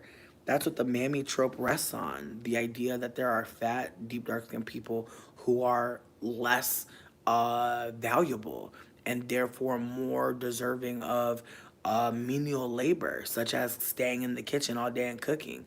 There are a lot of y'all who don't cook, but for people that know how to cook, cooking for a large amount of people every day is hell. It's scary.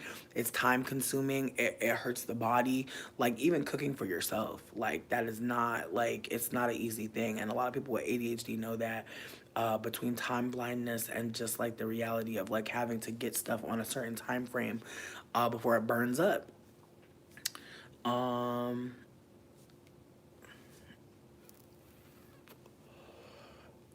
I again, as I said, like when people are okay, like I like pinto beans. We gotta get up out of here. We gotta get up out of here because you're doing a lot. We're gonna give you a little time, a little time out.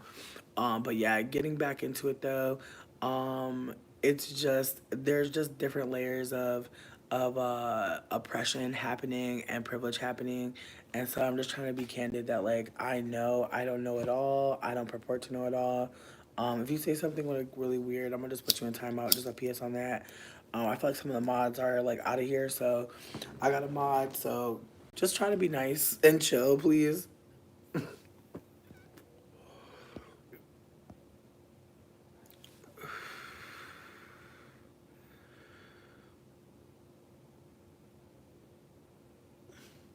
Right, like having everything be hot is like so terrifying. Cause like I'll try to make food like, and I'll be like, damn, these sides about to be cold as shit. That main dish taking a while to finish. So yeah, no, people are very strange. Like we live in a very strange time, bitch, where people can say anything. I feel like that's more what it is. Is like people can say anything, and because I'm fat, we also have to hold like for everyone out here that watches other fat people, ink ask the questions. But for the people that like watch, what does my feet look like right now?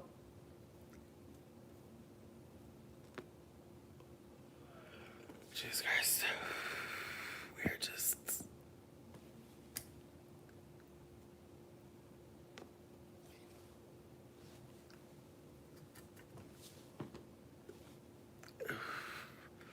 I'm neither a man nor a woman. I'm just a person out here living life. I'll put on my pants just like you, sitting down. So, anything else? Any more questions? Bitch, it's the way I'm about to fuck up this sandwich. I'm so excited. Mm. What I was saying though is, I'm a fat person on the internet, being very candid, and I'm not worried about y'all being mean to me like that much. Like, obviously, for like other fat people, I don't want to like have y'all be in here doing too much. But I'm a fat bitch eating.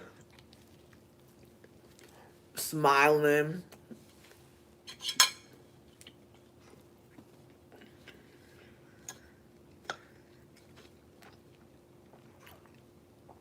They're not gonna be happy to see it.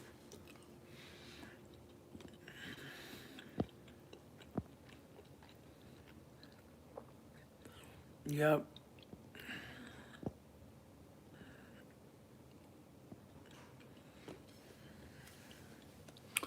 But yeah, like I said though, when you're fat on the internet, it's weird. And honestly, being a woman on the internet is already gonna be weird. But be a fat femme on the internet, be fat and femme presenting, be fat and like gender expansive. I personally am still identifying as an agender person, but I do play a girl on TV. Absolutely do. It's safer for me, bitch. Cause anytime I ever indulge my masculinity too much, I just feel like there's so many people trying to check me. It's so fucking weird. Like, people gatekeep masculinity in a very strange way. I'm not sure if you need a certain amount of subscribers. You may need to have a certain amount. Actually, I'm lying. I think you need to, like, post a certain amount of content before they trust you to go live. Like, you have to get a certain amount of views, actually, I believe. Because I have another channel that I don't post on, but I watch videos on, and sometimes I almost go live on there, and they're like, bitch, they're like, not yet. They're like, you can't go live yet, and I'm like, okay.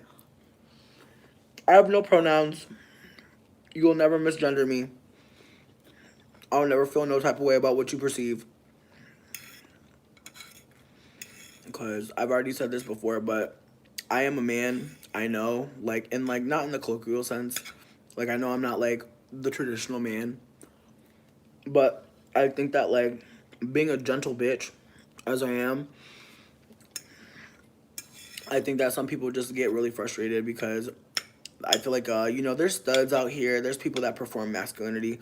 They get the do-rags, get the low-cut fade. I'm not doing none of that shit. I'm gonna put on some makeup, too. I'm gonna put on a dress. None of those things take away from my masculinity. But it's fascinating to think about how, like, masculinity is something that people are, like, scared of. But, like, when a femme is performing as it, it's like, oh, people are, like, devaluing and, like, weird. And it's just like, damn. I mean, I'm a woman in the sense that, like, I have ovaries and I have a vagina, but those things don't make me a woman. Those things just make me female, assigned female at birth. Those are not things that make me a woman. Like, I just want to be candid that, like, having a vagina doesn't make you a woman, but in the sense of, like, I was born with a vagina, like, people will see me as a femme. Automatically, no matter what I'm doing. Like, if I want to be seen as a masculine person, I have to do a bunch of shit. But when I'm just existing, people will see masculinity in me. It's very fascinating. It's like when I'm dressed as femme, like, people will really be like trying to like misgender me, and it's funny as fuck because it's like, I think that as like transness gets more visibility, people who are like not performing or presenting as one gender will get more shit. Like, we're just gonna get treated more shittily. Like, pre-transness being more mainstream, people would never really call me a man, but they would definitely be like way more fat phobic. Like, now, like, people are like less fat phobic but more transphobic. It's very fascinating how, like, the the visibility around the oppressed, like, will really give more like slurs for the rest of us, low key. And I'm eating. If you're thicker, can you cook? Yeah, that's true. I do like to be fat and cook. This shit is yummy. A loaded up baked potato. Ooh, that sounds delicious. Ooh, a baked potato stuffed with tenderloin. Oh my god. I've never had Filipino food, I don't think, but I'm open to it. Like, I like all Asian food. I like all food, honestly. You see why some people only on the internet because they have no conversation. I mean, it's hard. It's hard out here. Um, See, here's the thing, Arsh God. Here's the thing. I feel like the concept of like a personality trait or like here's the thing, like gender is not real. I just want to put that out there right now. Like, it doesn't exist. And I know some people will fight with me. That's fine. Like, we don't have to fight. Like, I like whatever you believe. That's fine. What I'm trying to offer is that, like, the only gender like that exists, like, quote unquote innately, is femininity. Like, femininity exists. Masculinity, the idea of the opposite of femininity, does not exist. The idea that someone with a penis is the opposite of a woman, or someone with a vagina, that's not actually true. There are many different expressions of genitals. There's many different expressions of like the ways to exist, and show yourself. And so I just want to be candid that like we live in a world that like tells us like there's only two sexes and two genders, and that's not true. But how would we know that that's not true? The world that we live in obviously is invested in those two genders. Like in the world we live in, we're very invested in pink and blue, aren't we? We're very invested in men's room, women's room. We're very invested in the idea that there is a this or a that, and because of that, we're very invested in the binary. But we're also really invested in patriarchy, which is really the idea that like there is a sky father and we live in the father state, and like the men are the most important, and the men and the men and the men and all these ways that like we celebrate masculinity, and we worship it, and the ways that masculinity has like told us like I am not a woman because. And if we think about the ways that like we know like men are not a woman, there are not two sexes in the biological sense. There are not. There's more than two sexes. And I would urge you to look into intersex, because that is how we know that we're being pushed into a system of this or that when there's more than that. But if you suppress the reality of other genders, or rather other sexes, you then suppress the reality of nature, that there's not just female and male, that there's other expressions. And I just want to say that like that's how we know it's not a personality trait, that there is something else. So if we know that there's something else, exactly, no, not just intersex at birth, not just intersex at birth. Hey, gay himbo. When you're born and you are expressing, maybe not, see, and that's the thing, even saying both sexes, there's more than two. So if we know that there's more than two, we can't say both sexes. That's limiting our language. We want to expand our language and say that there's many, many sexes, and that we're only aware of so many. But in the context of me and you growing up and looking in a book, they're not telling us about intersex people, and we have to ask ourselves why. And I wish more people would do that instead of saying this doesn't exist. I wish people would say, why didn't I know this didn't exist? Why didn't I know about this? Why don't I know more about this? I wish people would ask that. Like, I really genuinely do wish that people would ask, like, why didn't I know? Why am I not hearing this? Why is this the first time I'm hearing this information? And ask Google, you know? Like, low key. But again, I don't mean to be dismissive. I just mean to say that, like, I want us to just be more curious. See, and like if like even the concept of the worm being able to change its gender or its expression of sex and become pregnant on its own, how exciting. But even that existence, like the existence of the worm, lets us know that there's more than what we know.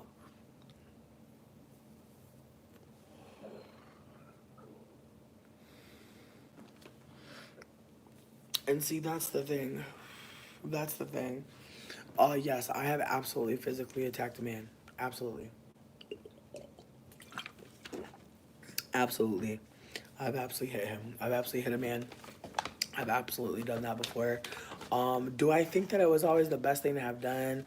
No. I feel like I'm gonna be real with you. Like, do I think that I'm an abuser? No, but I do think that like there was definitely one experience that I think of like where I definitely kicked the shit out of this man because I was very frustrated, and I felt like I just felt very motherfucking overwhelmed. And do I feel bad about it? Not really, to be honest with you. I know I probably should feel bad, but with that person, no, I just didn't feel bad. I feel like that was like I hate to say this, but I feel like that was like the last thing I could do. I know that's fucked up. I know that's fucked up. I'm not trying to make it seem like it's okay. Like I'm just trying to be candid that like I definitely did put my fucking foot on the man before, because I really felt like bitch like ugh, like it was past communicating. Like I feel like, and this is not me trying to justify it. I'm just trying to explain that like I feel like one thing that I've noticed in my relationships is like I either am communicating with my partner or I'm not. And I feel like the communication a lot of times is me trying to be like, hey, like, do you see this pattern happening?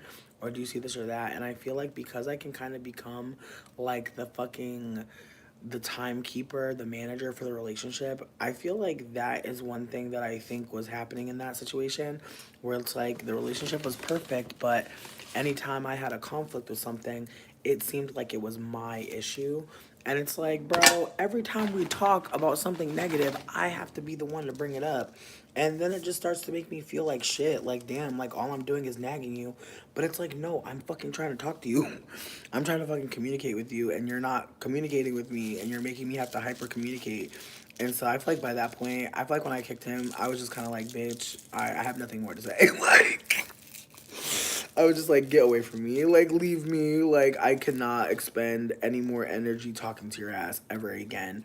And I just feel like that's where I'm at genuinely, like, in my life right now. Like, if a man is like, is like requiring me to talk a lot to him to help him, no, no, never again. And again, I don't know what anyone else has been through in that situation, but do I feel like that was the right thing to have done? I definitely don't. But at the same time, do I feel bad?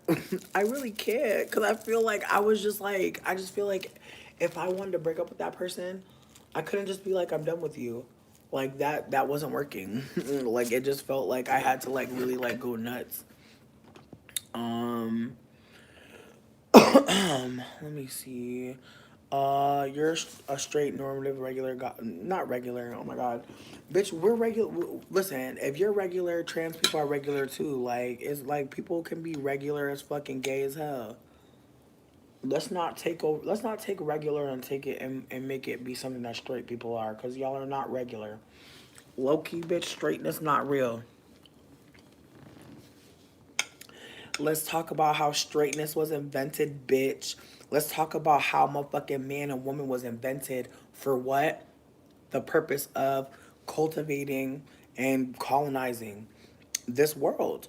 Like that's the point of it. That like that's why I be laughing at some of y'all because I'm like the whole point is to make sure you fuck one person and give the state some fucking wage slaves.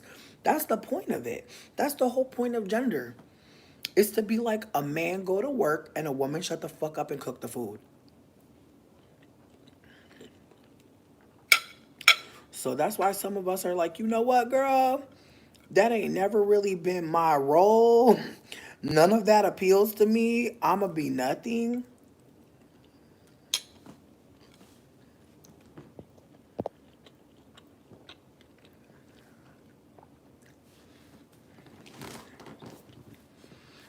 But see that's the thing. You being tired of the strict binary, that's you being tired of patriarchy. That's you being tired of what men have created. I try to urge men to consider that like men hate patriarchy. Men hate patriarchy. Men hate patriarchy. Men don't hate women. They hate patriarchy. They hate the reinforcement that they have to be providers and caretakers and protectors. Men hate patriarchy because if you really want to go there, we only know what men are supposed to be because that's what the men wrote. And what the men wrote was men can't cry. Crying is only for females. That's what they wrote. And a lot of y'all still reading these books. Like, that's why I urge a lot of men to listen to the non-binary people, listen to the femmes who are decolonizing, listen to the trans people, because it didn't take, the programming didn't take, like all the times I'm over here like trying to like perform femininity and like people keep telling me like, oh, you're fat so you have to do this, oh, you're fat so you have to do that. Like there's so many things. Like, oh, you can't cut your hair, you're fat. Oh, you gotta always wear this color because this other color is gonna make you look ashy. Like all the ways that like you really can't just be because as soon as you do anything, there's another person and a lot of times it's a man. But there's a lot of femmes that gatekeep like beauty, and they'll be like, "Oh, like you look ugly." Like other femmes will tell you that you're ugly, and they'll say it in a way where it's not like you're ugly. Like they'll just say it in a way where it's like, "Damn, like I didn't get to the beauty today," And it's so sad because it's like men go through that too. Like men will really get punched in the fucking chest, let you fucking cry or fall. You're not a man today. Maybe the next time someone sneak attacks you, like you'll be able to prove your masculinity. Like it's such a fucking bizarre system of like attacks and if you can weather them or not. It's like really fucked up.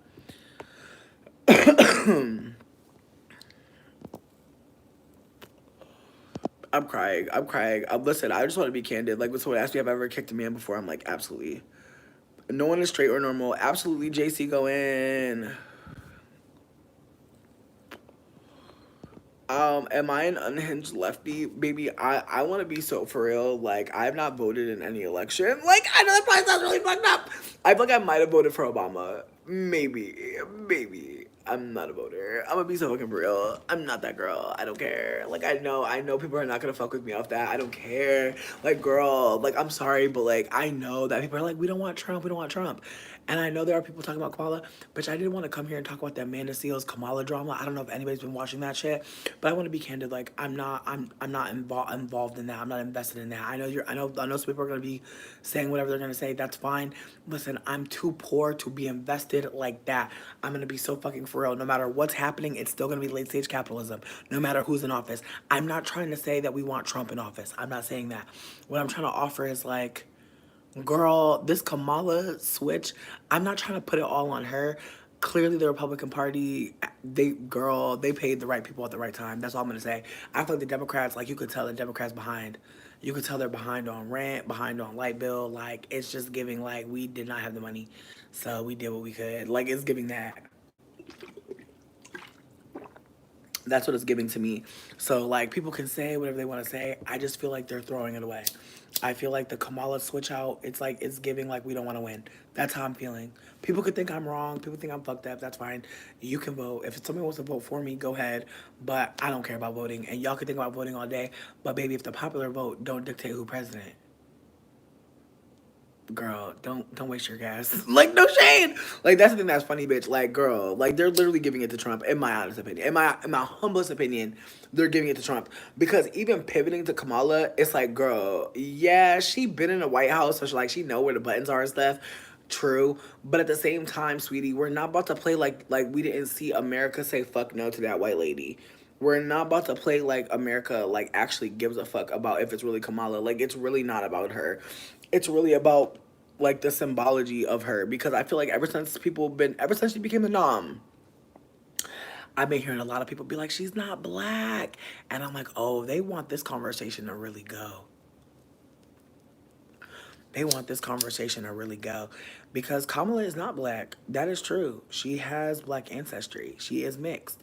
That is true. She's like Tyler. But it made me really think about the Tyler conversation that was happening and how now Kamala is in the middle of it and how awkward that conversation is if you really don't have the range. But even when you really do, like what are we really saying? Like I'm really trying to think like how Kamala can really be candid when unfortunately she is one of those mixed people who thinks that she lives between two worlds and she really don't. But for mixed people to get there, we unfortunately have to read, listen to the oppressed, stop avoiding paying attention to the demographic shifting in America. Like we're not in an America where it's like black, white, Latin, Indian, Asian. We're not living in that America. We're living in an America where people are really fucking identifying with whiteness and tradition and war drums and Americana, and they want that old thing back. And then there's the folks that are just like, oh, we still colonizing. We'd like to stop colonizing now.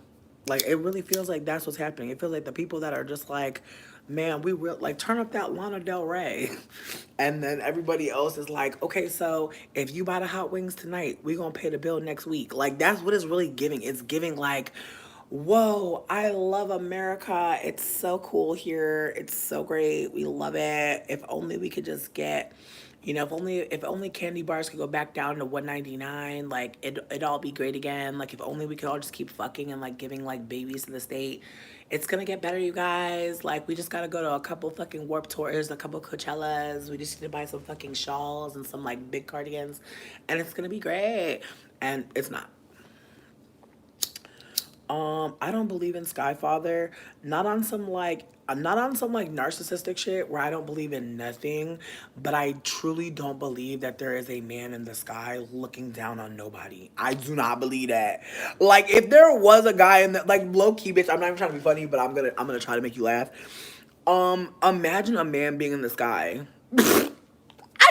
I'm sorry. Like, I just want you to really think about it, bitch. The concept of God is like actually really funny. Like when you really think about patriarchy, the concept that like somebody really was writing down, like, yeah, it's a man in the sky and he be granting wishes and he went through a lot. And he a Capricorn. Like low key, bitch, I have like my most unhinged thought that I've ever thought, and like I can't believe I'm telling you this, but we've been through a lot together already. But I truly believe that the idea of like Jesus Cristo, the idea of God, Jesus. I know they apparently two different people, but Jesus. We're gonna use Jesus.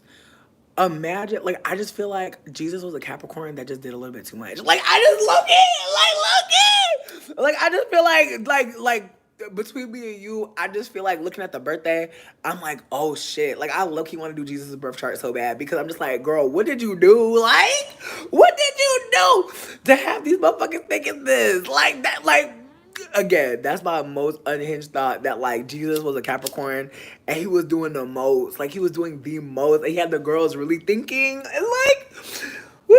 It's funny to me in retrospect just thinking about Jesus being Capricorn. That's it.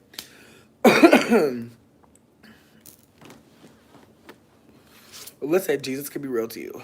He could be real to you. He could be real to you. I just feel like again, I just like just thinking about it from a Capricorn perspective.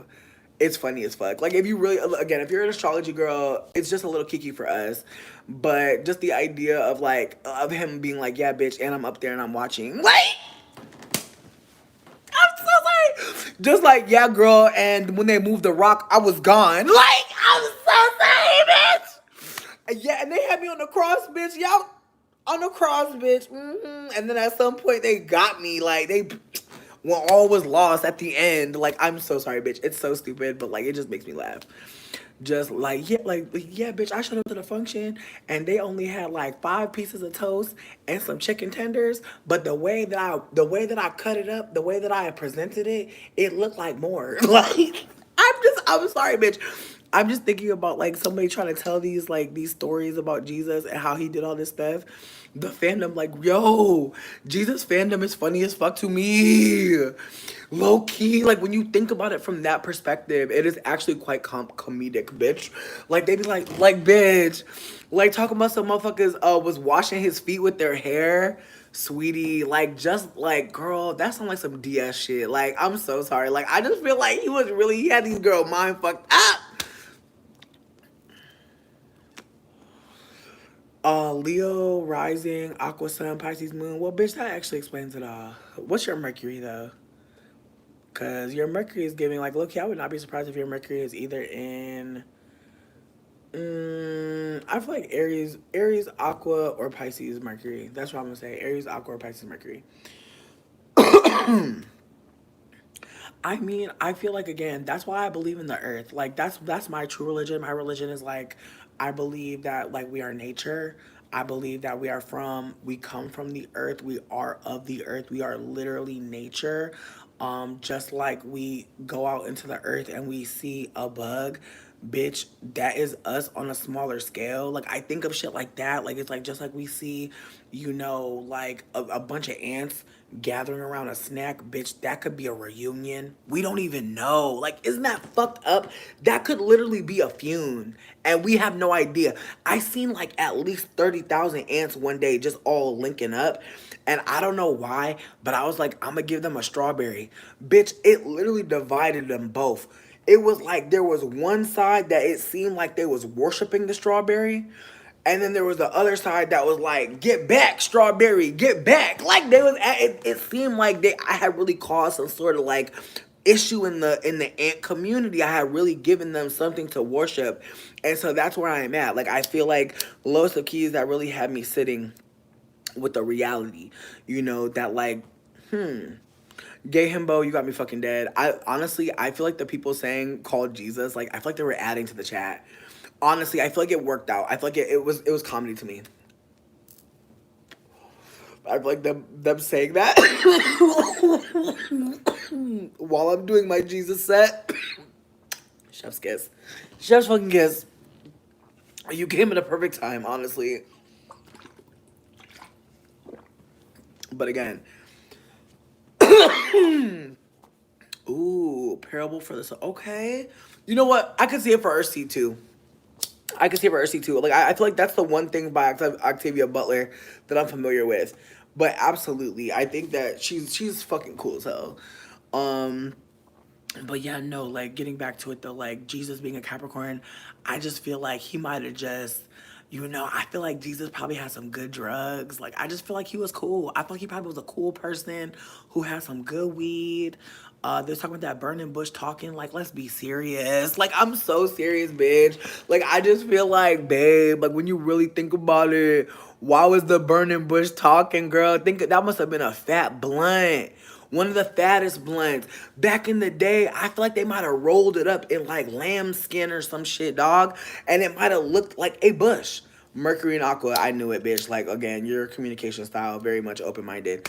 But yeah, with that being said, I just feel like it's very much giving Jesus was a Capricorn, doing a lot, doing the most, saying anything for the views, like just being silly as hell.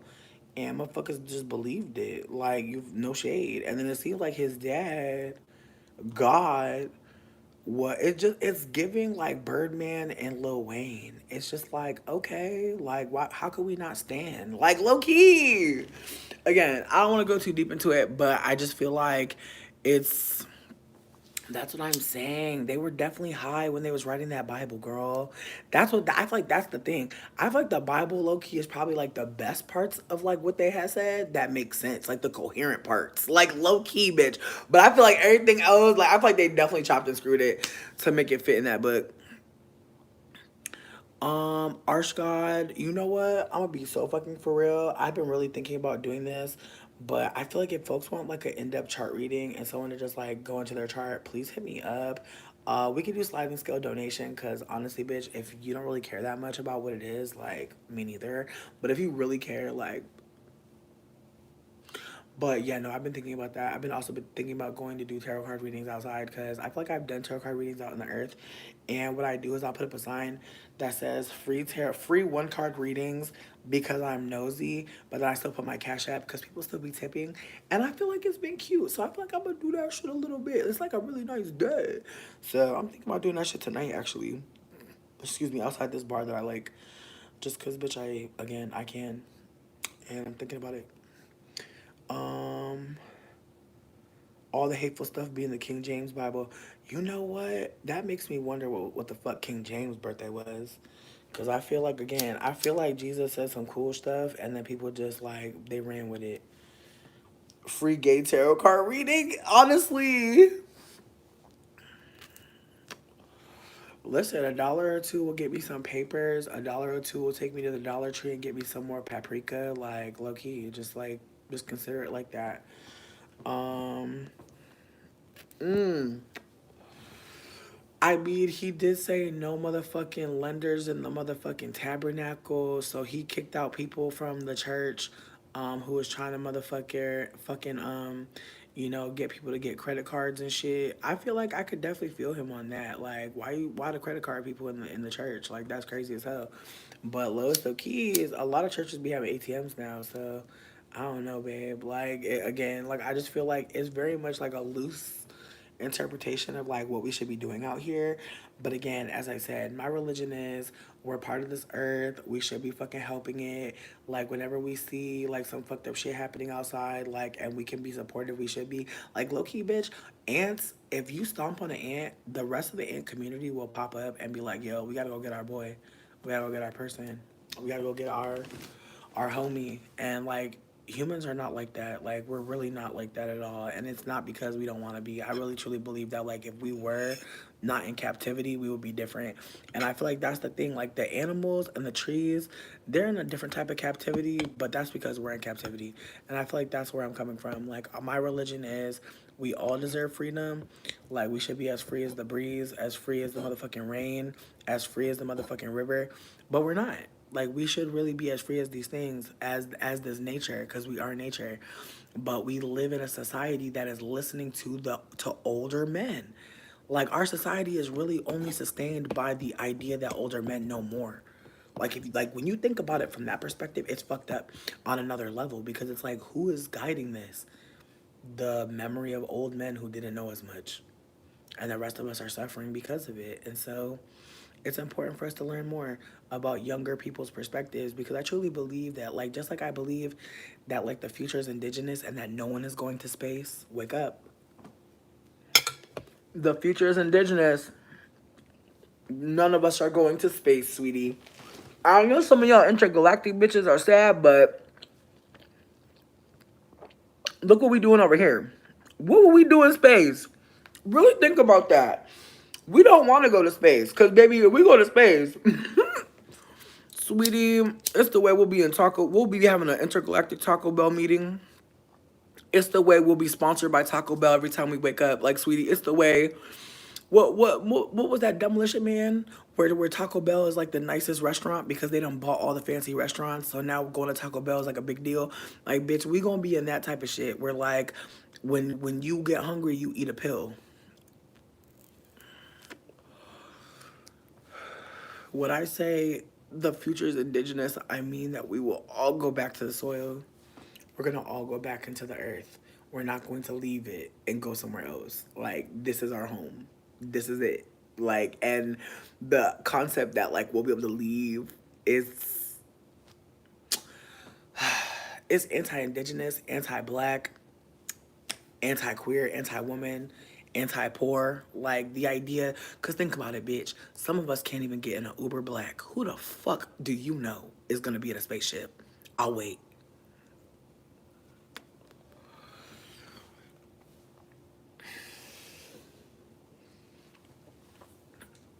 Because think about it. If motherfuckers go into space, they're going to try to populate space, right? Who they taking to space, bitch? I'm just saying. Just think about it. Think about it. Some of y'all motherfuckers ain't never even used a telescope. It's no shade to you. It's no shade to you. It's no shade to you. But that's what the fuck we're talking about. We're talking about how, like, in the future, we're going to need to know our neighbors. We're going to need to know who the fuck got bread. Who the fuck be growing shit? Where the fuck the water's at? Like, those are things we need to concern ourselves with. But we're still in a time where, again, I truly believe that, like, content online getting boring as fuck, because, like, I think the real world is calling us. And I feel like that's why there's such a scramble to do all this weird shit. Like, bitch, history, time is all becoming a bubbly, murky mess. And it's so strange because it's like we've seen timelines. Like, we've been able to study times and eras and phases. And this one is, it's like, it's called, like, the end of history. Look that up. Look up the end of history. It's a time where, like, shit gets really fucked up and scary. I'm making content online because I'm alive in this time. And much like we hear stories about people from different times, like, we read their books, we see their poetry, their art. Like, I truly believe, like, people that are alive in this time should be talking about what they're experiencing, because we will at some point be heard. Even if we're not being heard right now, even if someone doesn't know what you're struggling with right now, just know that there's somebody in the past that you know about, because they didn't say fuck it. They didn't say I'm gonna be quiet. They said fuck it, I'm gonna talk. Like, fuck it, I'm gonna just exist. Thank you, you're sweet. I'm missing the chat though. I'm backing it up though. Sky Ranger said they need to ask me something. What's up? What's going on? You said, okay, you said the only time Jesus got mad in the Bible was when he came back from the desert and found money changers in the temple. I appreciate you. Okay, it's a tent that you pray on. Okay. A tabernacle. Okay. That's interesting. Get beamed. You're so interesting. I think the future of being indigenous is absolutely related to race, but I think it's also fascinating that the a concept or the identity of indigenous uh to you is like it is a race, cuz like the indigenous are the people that were here, you know? A lot of us are part indigenous, part colonized. Like at this point, the colonizer made it that way. Like a lot of us are not as connected to the earth and our indigenous native ancestors, plants. Like we're not connected to it because of colonization. So again, like when I say the future is indigenous, it's extremely racial because I want you to think about who can afford land. Like when I say the future is indigenous, I want you to think about like what the first people were doing when they were here, when they before they were genocided. I want you to just consider what people have land, what people can have seeds, what people have the know-how on how to grow things. Like that is what I mean. If the future means we have to grow our food, who's in that position?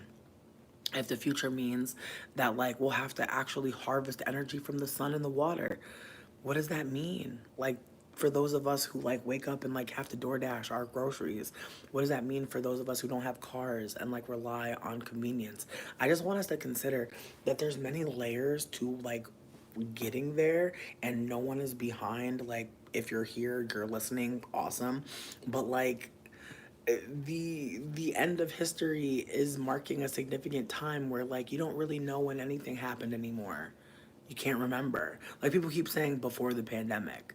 Like one significant traumatic experience being a marker of time, that is the end of history. Like fuck. Like when people talk about the Holocaust, you don't talk about anything that's happening before or after. Like that's an event in time. The pandemic is an event in time, and it's still unfolding. Like I feel like people say before the pandemic because they're implying that we're in the pandemic still, and a lot of people don't want to hold that. What's my educational background? I'm a student of life. I literally just try to learn as much as I can. I went to school for graphic design because I didn't know what to go to school for because I didn't really care about school. And then it turned out that my school was a scam college. So like my degree like literally doesn't even exist. And like everyone that went to the college I went to, we're all in the same Facebook group called like NEAI is a scam. So I need my transcripts, and all the people that were working in the registrar's office, which are the people that have like access to like our files and shit, those people are in that Facebook group. So honestly, like my entire life like has been like colonization, fucking wild shit happening, and then people, community coming together and deciding like we're gonna find a way to figure this out together. And I think that's why it's so easy for me to hold space for the fact that like the future is indigenous, because I truly have seen people like connect and collect and be on some like we can do something together, we can be strong together.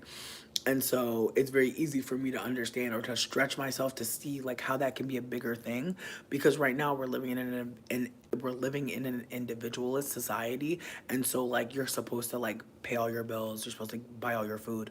Like if you can't do those things on your own, you have to find someone else to like either do those things with, or you have to go back to your family. Like you have to do all these things in order to survive out here, in a way where like if you were living in a community, you could maybe say, hey, like on Tuesdays I can cook for everybody, and then your friend Sheila says, well, on Wednesdays I can cook for everybody, and then your friend Dante says, you know what, on Fridays I work at the pizza place and there's pizza at the end of the night, I can bring pizzas home Friday night. Like that's a way to be in community. Or your friend Bo says, hey, I got this car from my dad. I don't really drive it that often. Do you want to share it? Um, I can get gas on Mondays when I get paid.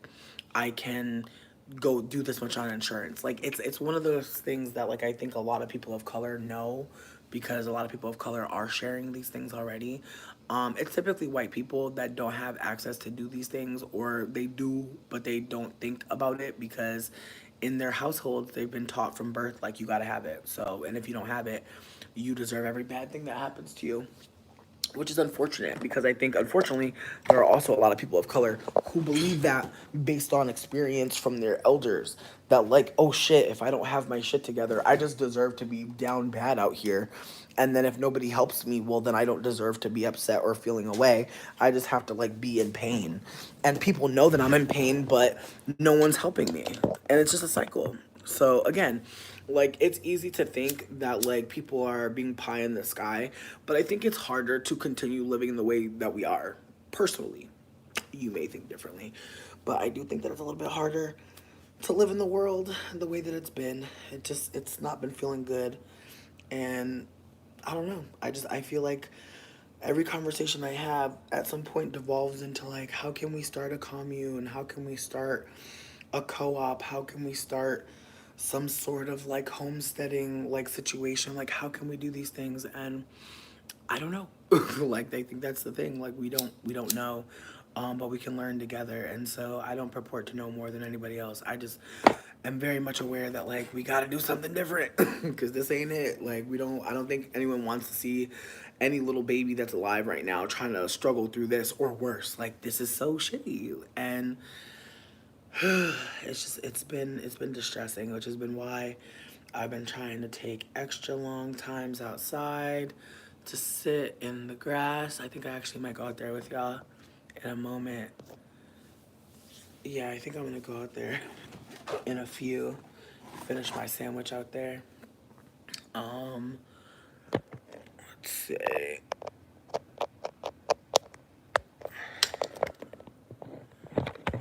Planet Critical, Tech Bro Beliefs. Ooh, thank you so much for putting me on because I do wonder what people think that they're about to do and go to space and shit. Because it's like, baby, people can't even afford milk and bread and eggs. It's like that's what a lot of these fucking billionaires don't get.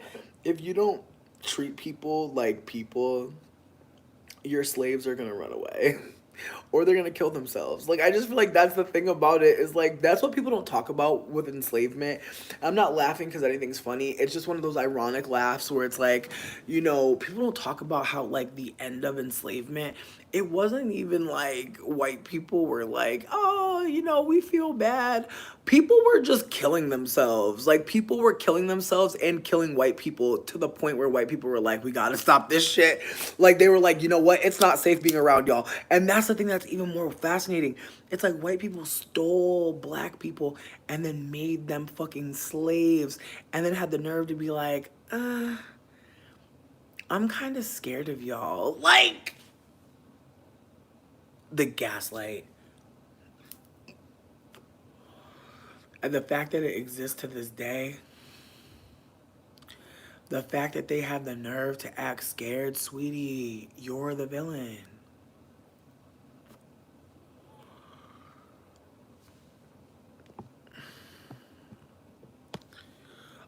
The End of History is a book, but it's also like a time period to acknowledge, like when like wars are happening or great human atrocity. Like I want people to consider like we don't hear a lot about like pre-slavery. Like we don't hear a lot about like before chattel slavery. Chattel slavery is seen as a marker of time and as a marker of significant happenings. So I just want to be candid that like when people say the pandemic, what are they oftentimes saying? They're not using the pandemic to be like, they're not saying the pandemic like it's like there's no years for, well there are, like I know people say 400 years, but like even that is not real. Like I feel like again, like people don't have specific times for these events. Like when people talk about the Holocaust, like they're talking about like what, the very first concentration camp opening? No, they're not. They're talking about the times when like it was like people were actively being taken, but like that's when they know. Like that's what I'm saying. Like the end of history is a weird time, because when it happens, a lot of information doesn't get saved. Like there's this like ambiguity around it. It's like, wouldn't y'all have information at this point on like when this or that was happening? And they'll say like, oh, the 1619 program or the 1619 project is like when the very first enslaved person was brought here. And it's like, okay, so you have that much information to find out when the first enslaved person was brought here. Like you have the ability to look back centuries and gather information and share it. What are you not sharing? And that's why I hate being alive in this age, because it's like it's the age where like you're learning so much that it's overwhelming, and then on top of it being overwhelming, some of it's lies. Some of it's straight up lies. And I'm not saying that there's like lies around like, well, what I'm trying to offer is that like the more information we hear about enslavement, the more it gives context to so many other things. Like the way that I always heard about chattel slavery ending was like, and Abraham Lincoln freed the enslaved folks. And it's like, no, he didn't. And that's not how it went down at all. Even hearing about how like the first person on the Underground Railroad was a young black woman who had overheard somebody saying, you know, we're free. Like we have been freed, and they're not trying to tell us. And how she ran. She was 17 years old, and how she ran like shit, and came back for her baby. Actually, I think she was 16 years old. She like ran to go get her child. Actually, bitch, I think I'm lying. I think she might actually be 14 years old, bitch. Like, what was the key? I think she was actually like a younger teen, and she had heard that like she was free, or that like enslaved folks had been freed, but they were planning on not telling nobody, and she ran. And she told everybody before she left, and then she came back and got her baby. And it just makes me think about how that story took so long to come out. Why? And I know that people are moving in silence and shit, and like doing, you know, what they could, and sharing what they could, but it's just like white people just be holding on to so much information. I know they know so much more. I know there's so much more. And I feel like that's what's so frustrating is like the access to intelligence right now is so fucking crucial. Cause like some of y'all have information that some of y'all have access to information that's probably set y'all free in some ways, and I feel like I've felt that way being online. I've definitely had information hit me and just like literally open cages for a bitch. So it's dangerous. It's a dangerous time to be alive, because if you're not thinking,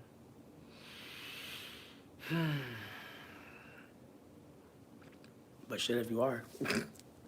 Woo. um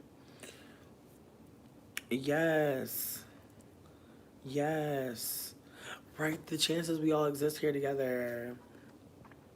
JJ, here's the thing. I don't want to fight with anybody about who's native, right? All I know is black people are not indigenous to America. Or rather, they were not indigenous to. What I'll say is this: there are a lot of black folks who were brought here, obviously, as we know from chattel slavery, and they were brought from their native lands. So there are a lot of actually native people here, many native people here that should be in their native homes. So that's what I'll say. I'll say that there are a lot of native people, but getting that connection to indigenous identity, that has unfortunately been reserved for people who are lighter skinned and are First Nations and are, you know, a part of the tribal system in America. Outside of America, the tribal system and the idea of like indigeneity, I don't want to say it's not more fleshed out. I just want to be candid that like I live in America, and so my information is coming from a person who is from America. Um, just trying to offer that like there are native people who have been here. There are people who were brought here, and I also feel like the people that were brought here are native in a different kind of way. And I think that that's a conversation for another day, because real talk, I don't want to talk about the nativity or the indigeneity of black Americans, but I'll say that like the ways that like black Americans were stolen from their home and were forced, much like, you know, other like just like so many like just the no, I can't really compare. Let me not do that. I'll say that like the way that black folks were stolen, enslaved Africans were stolen and brought to America, it's very much wild seeds. And so therefore there are a lot of black people who are alive today who are native, but who's gonna check their nativity, or rather who's gonna check their indigeneity. And also what's more is like, what does that mean back home? I feel like that's another conversation, and one that I'm not really educated enough to have. But as someone who has family that's from Jamaica and are definitely native to Jamaica, there's also a reality that I'm not from there, you know? So, like, how much do I have? I celebrate the food, I celebrate the music, but I don't really have more than that. And so, I just want to be candid that there's ways to honor ancestors that don't look performative and weird, but I don't think that, like, anyone anyone whose family has been stolen and brought somewhere to literally work the land and create empires, I don't think there's a lot of conversation around that for me. And I really hope that more foundational Black Americans, people that are, their people were enslaved and that's why they're fucking here. I do think that those people should be seen as native in some respects, but I don't think that like people are ready to have that conversation, unfortunately, because I think it would mean giving equity to people who continue to be stolen from to this day. I think that the more power that Black people who are, again, have the ancestry that they have of people who are native to a land and were stolen, I think that that conversation would be one that would result in many people having to look at how much they've taken. And I say that as a mixed person who, again, is just trying to be paying attention to the ways that, like, everybody's not quote unquote black. You know what I mean? Like, the concept of blackness is actually quite American. And even the idea that people from in Africa today are black people, that's not even a concept that they are living under unless they come here. And so, again, we are living in an experiment that is very much like predicated on harming black people. And so even the way we talk about certain people and the ways that certain people get to quote unquote be black in the context of being accepted in America and be seen as people part of the, or rather, if you're part of the diaspora, but you have a certain phenotype, the way that you'll be held in Black American spaces.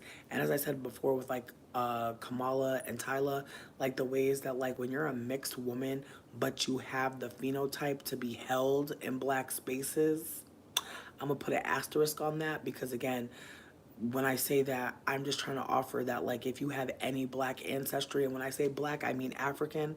But again, I feel like even saying that shows that when we talk about blackness, we're including some people and not others, or we're including people based on nationality and not phenotype. So it's a murky conversation that's, again, probably above my motherfucking understanding.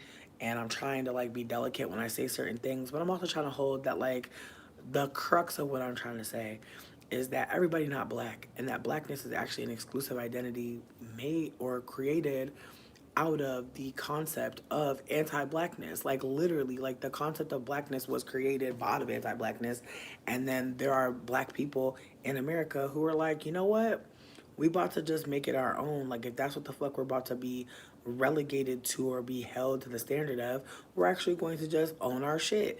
And so with that being said, the ways in which people from outside of America hold themselves as black can be an encroachment, but the conversation around that is not one that's had enough because again, the dignity, confidence, and identity of the black American is one that is seemingly not fleshed out or just seemingly not held as an actual identity.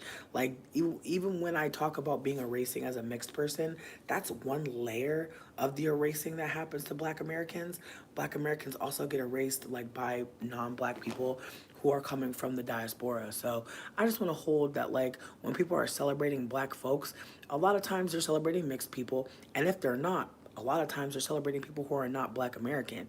And so black Americans actually have like a pecking order within the diaspora that people really don't talk about, but are like seemingly the people that have the most visibility, which is such a mind fuck. Like imagine having the most visibility of an identity but not like you're literally like the standard but you're not. It's a strange thing to think about, but the more that I listen to black folks from America, the more I realize like, oh shit, like there's not just an erasure happening with us mixed light skinned people being in black spaces.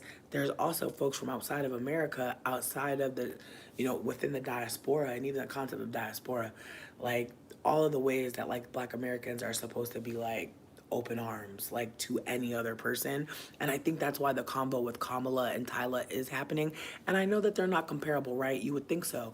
But to be quite honest, they actually are quite comparable because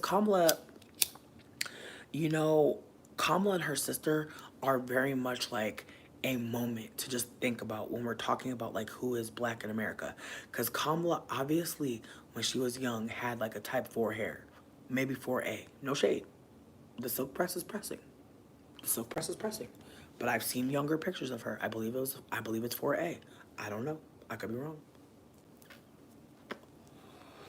But I'm gonna go read the chat because I'm gonna get back to my point, but I've been talking for a while. Somebody I know is extremely sick with COVID right now. Yeah, of course. Yeah, COVID's still happening. A similar school scam. Damn, Mish, not the school scam. Call them out. Say what happened. Talk about them. Stop someone from going. Don't go to New England Institute of Art. Don't go to any of the AIs. All of the AIs are fraud. It's all owned by Bank of America. I wish I would have said this shit back when it mattered. I'm sorry. It's hard for me to envision a future these days, Victor.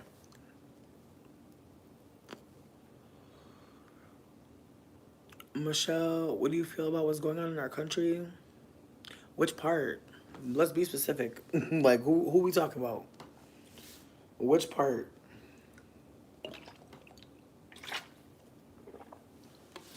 Which part? Cause same on the streets, there's a whole different code.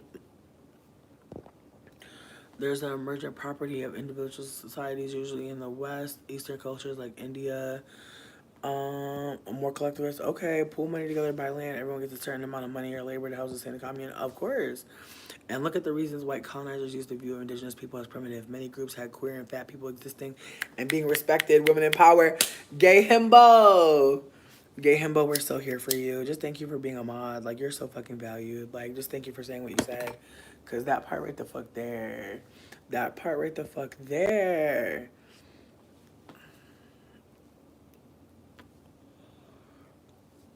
Exactly, exactly. What up, Mika? I hope you're doing well. Thank you for being here. What up, pool player? Hope you're doing well. Pool player, where's my money at? Exactly, where's my money, girl? I read a scientific paper about cultural and evolutionary ratchets and think that you might find it. Ooh. Please send all links to me. My Instagram is Weedfae, OUIIDFAE. That's my personal. And business, it's Fat Beep, FATBEEEP. So there's three E's in Fat Beep. Which just stands for Fat B Emporium and Provisions. Bitch, we was trying to do something. Now it's Chonky Buds. Like, now I feel like at first I was doing too much. Like, Fat B Emporium and Provisions, which is so fucking much, bitch. I love myself for that. But then I was like, Chonky Buds, because I wanted to be very unserious. Where do I live? In the north. I'm in the north.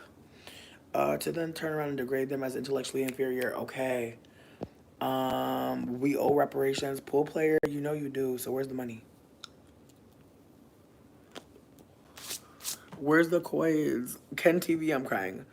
Why should we pay for the sins of our forefathers? Bitch, why should people of color have to fucking pay for the sins of your motherfucking forefathers? Like, that's where I'm at. Somebody got to pay. Somebody got to pay. Exactly. Get beaned. We might have to bean you up out of here. We might have to just bean your ass away from us because, my God, like, as a white female, you owe me pool player. My PayPal is the same. I don't know why you still in here talking. That's wild. It's one eye on Weed Faye. But thank you for writing it. You pay to worship me, pool player. You have paid before and you stopped, and that really stresses me out because you're here for free and I don't get it. What up, Max? Hi, baby. Um, Hope you're doing well. Is there systemic racism in the Congo? Oh my God. Bean. Not my blinks are strong as fuck. Ernest, why you making me think about my blinks? How dare you? I have enough things to worry about, okay? I have enough things going on with me right now. And you over here bringing up my blinks? Fuck. You can't even blink. You can't even blink. That is wild. Um...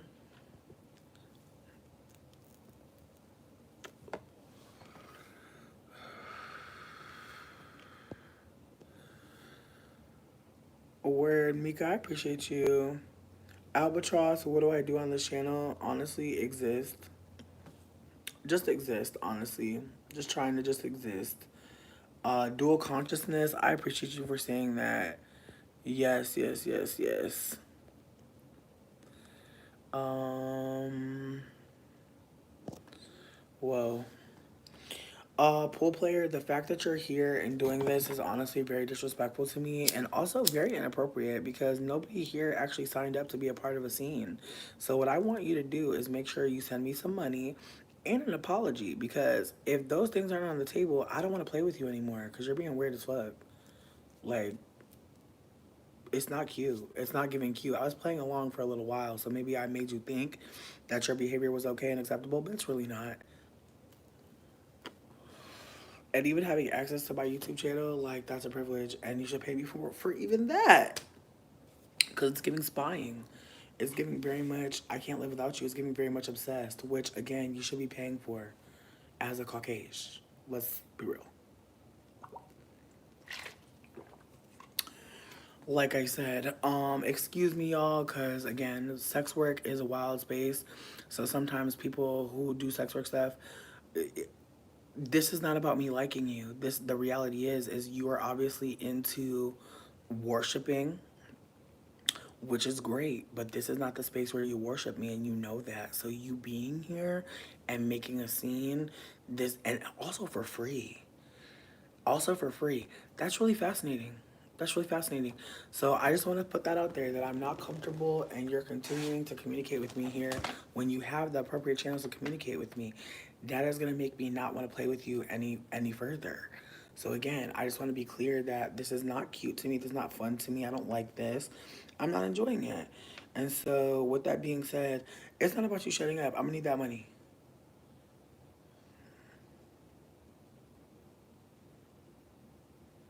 I'm gonna need that money. Like I actually don't want you to communicate with me anymore here. If there's no money being sent with an apology, please leave me alone forever. And if you continue to communicate with me, we will have a problem. So I just want to put that out there right now. So you know the appropriate channels, handle it, cause y'all. Again, being a sex worker is wild because people will still try to disrespect you, even though the fact that you know where I be at outside of our sex work situation is literally why a lot of sex workers leave the game or get creeped out or get worried. Like, I'm not the bitch that's worried about it, but it's like, sweetie, like, what was the point of this? Like, I don't really want to know. I just want you to send money and an apology. But I'm just saying, though, like, think about what you're doing before you do it. Being a sex worker does not mean that you have access to me all the time. It doesn't mean that I'm at your beck and call. And you not paying me is really crazy. Before even doing, like, if you would have did this shit after you paid me, I would have still been annoyed, but I would have at least been able to do something about it. But the fact that you're doing this, and y'all gotta pay attention. When people say that they're submissive and that they want to do like some domination stuff, you have to really pay attention to what they think is domination stuff, because this person clearly wants me to get mad or out of character or whatever. But honestly, they're not gonna ruffle my feathers because I've been in the game for a little bit. But somebody who hasn't been in the game for a while might take this as they can't get away or they can't have their real life and the sex work life. They may feel like they're embarrassed. Like, I just want people to consider when we're doing sex work, or when we're clients, like, we don't have access to that person outside of the scene. And if we think we do, we need to go get therapy.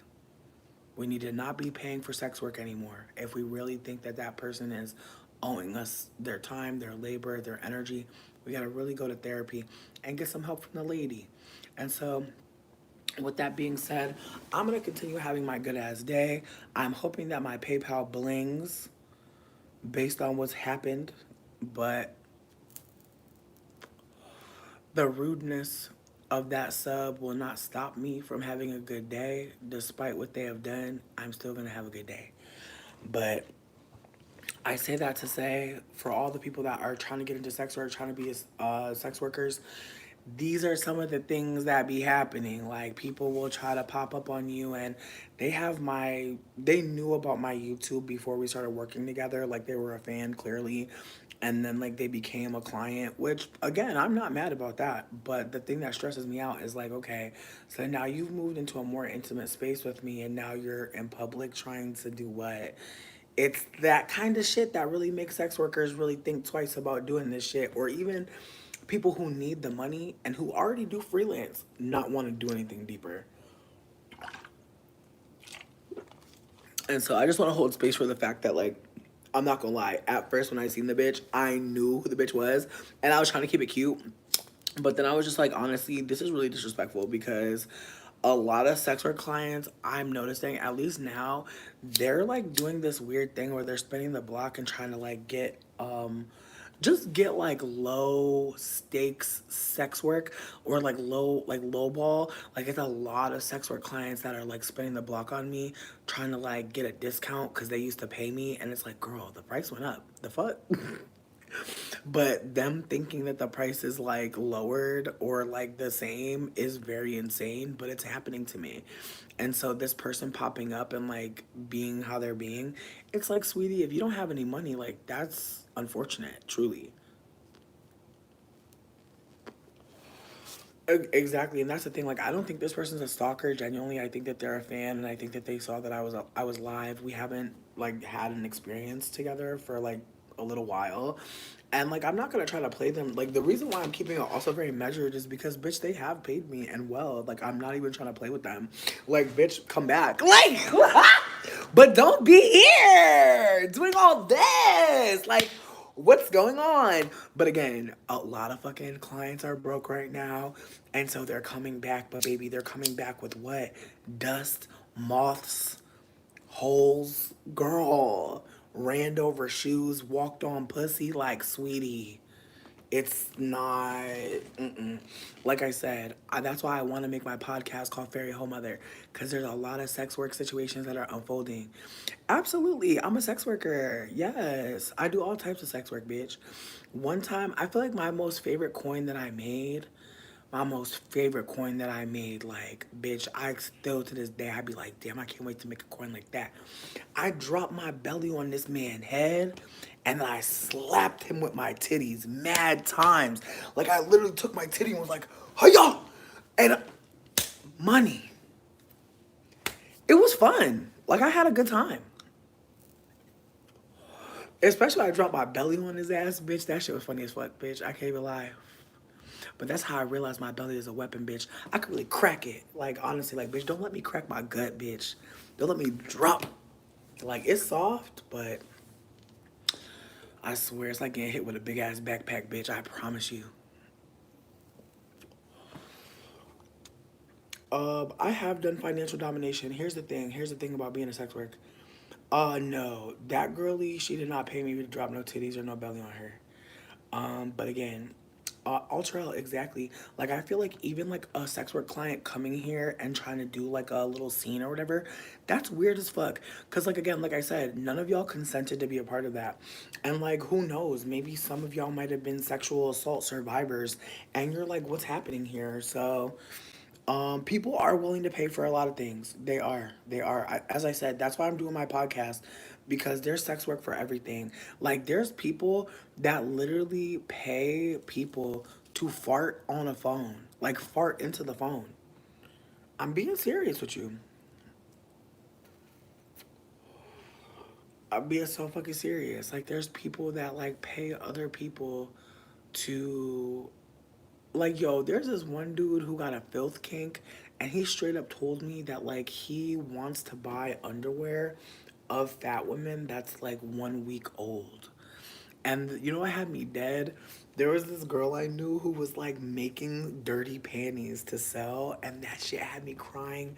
This bitch said that she was pouring like pickle juice and fucking oatmeal and shit. I was screaming. This bitch was like, she had all the panties laid out. She was just pickling them and shit. I could not. Again, there is so much happening right now. Like, this is a time for the books, bitch. So yeah, I'm gonna make me a podcast, because I really do think like there's people that would listen to a podcast about all the ways that people are making money, but specifically like creative women, because there's so many creative women. Like, I would have never thought to pickle some panties, bitch, and sell them.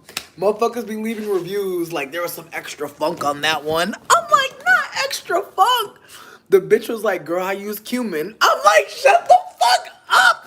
This bitch is literally seasoning her panties, bitch, and she buying the panties at like Dollar Tree. Dollar Tree got panties. I didn't know either.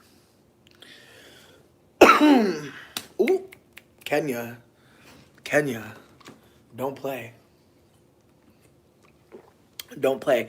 I feel like my idea for the podcast, is she really a skinny white girl or pretending to be? I mean, the pictures that they be using is a skinny white bitch, but it could be a fake picture. I'm gonna be real with you. I didn't look too deep into it because I feel like most of the sex work that happened around that person was them like asking me to send them money and then also like sending them like little clips. It was really like I feel like those are my favorite sex work clients. Is like oh, just tell me that you want my money, and I'm like, oh great. Right, like a week straight of wearing underwear sounds so scary. Like it makes my pussy feel like tart. Like I'm like my pussy just got like, you know that feeling. Some dudes in a crusty, dusty feet. That's true. That's true. That's true. Like that's the thing. Like my feet are like rough as fuck right now, and like I'm trying to get them together for me. You know, but I really do feel like my feet have like I really do think like the callus has helped me. Like you ever just feel like I don't know if anyone else is like a rough and tumble bitch, but I just feel like the other day, bitch, like I almost fell into a river, and like if my fucking callus had not locked into these rocks, like I genuinely feel like had I not had the callus of a bitch that walked to the bus stop every day and then walked home from the bus stop every day for like 35 years wearing the same shoes. Like, if I did not have that layer of fucking strength attaching to that rock, like, I really, again, we're all nature, bitch, and I just feel like that heel, like, I feel like callus, it makes, I feel like the callus and the rock connected. They knew each other, they were friends. The grooves in my foot and my hoof connected with the grooves of this igneous sedentarius. Oh, thank you so much. I appreciate you. Thank you, P. Yeah, it's a lot. It's a lot, but that's the thing though. Like, I just hope bitches get money. Like, I feel like that's part of my podcast too. Is like I want to just help bitches realize like it's money out here. There's so much money out here. There are so many men paying for the wildest things. The wildest things. Like, there's this one dude that I'm talking to right now, and like he's being really wild. Like, he a client, but he fine as fuck. Oh my god, like he is so fucking sexy. It kind of kills me. Like, I really hate that. I hate when the client is sexy because I be kind of soft on these hoes. Like, woo, my god, he had me simping last night, bitch. Like, I was really like staring at his ass. I was like, damn, bitch, you are so fucking fine. And then I seen the dick. Oh my god, his dick is crazy, bro. Fuck. Trigger warning for talking about a giant penis. Whoa. Bitch, it was so nice. I was like this. I'm such a simp for a big dick, honestly. Like, I'm such, like, I'm gonna be so fucking for real. I don't really care what's in anybody's pants, but there's just something about a big penis that just makes me smile. I don't know what it is. I don't know what it is, bitch. But on some, like, New York, like, my heart hurt. Like, I know it's big. You know what I mean? Like, literally. Um, mm, Gay himbo, I love you. Also, sidebar, bitch, I just want you to know, like, I appreciate you so much for this phone case. Like, this phone case has saved my life a million times. Also, the glow in the dark fucking lollipop is mad cute. Also, the enter key, like, babes, honestly, like, the way this, I wish that people could see it, but you can't see it. But there's the enter key, like, on the end of, like, a chain on the phone, and it just be helping me when I have anxiety. So, just thank you for loving me in this way and just being so caring. Cause like, oh my god, like I never buy a phone case, and like not because I don't want one, just because I never know which one to pick. And like I know that sounds really stupid, but it's the truth. Like I never know how I want to be. I never know. And not hey little critter, you're funny as hell. I'm dying. But yeah, there's just so much going on. There's so much going on, but there's a giant penis in my life right now, and I'm so great. There's two giant penises in my life. I'm very grateful. One is online though. Only one is in real life. Anyways, low key, bitch, like, I'm kind of fucking shook mainly because I feel like being in sex work spaces is, it can be so empowering. Like, that's why I do sex work partly. I can't lie. There's something about being like, fuck you, pay me, bitch. I'm a fat fucking goddess. And like, they're like, you know what? That's true. And they just give you the money. Like, that part is my favorite. Then there's the other part where there's the dudes that are like, they're just like today, like the motherfuckers be stalking you, be blowing you up, and it's like, calm down, like, ew, like, you did not pay for this.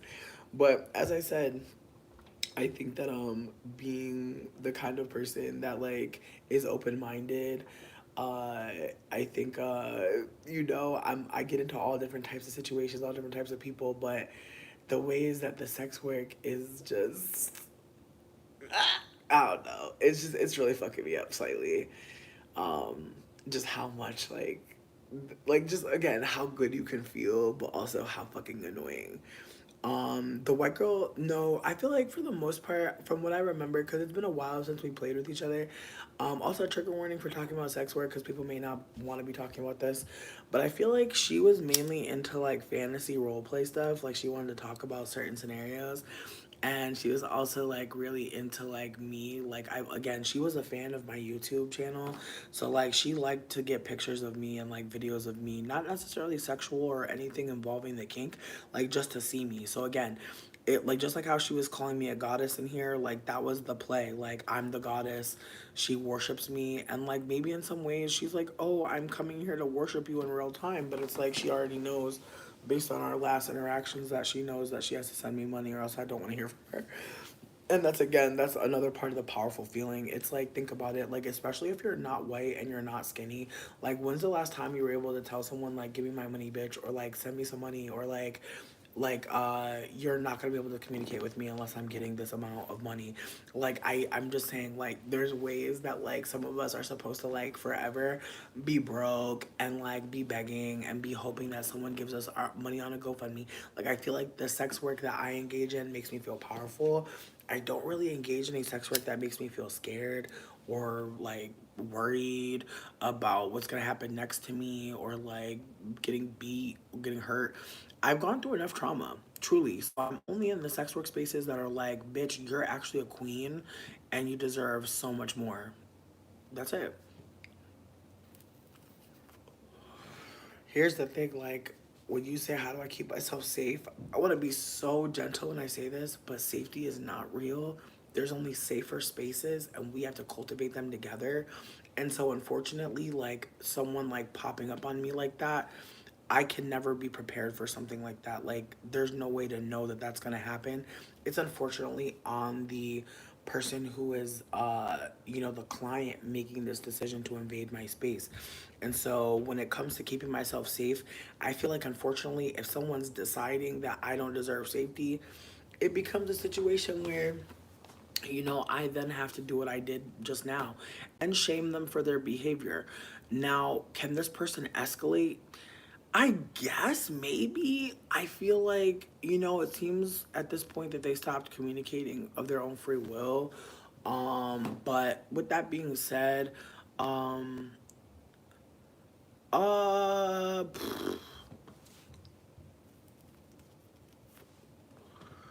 I mean, again, like I feel like I've kind of slowed down from being on online as much, and like this person is clearly a fan for them to be here. I feel like a lot of people said when they first got to this live stream, I haven't seen you in a long time.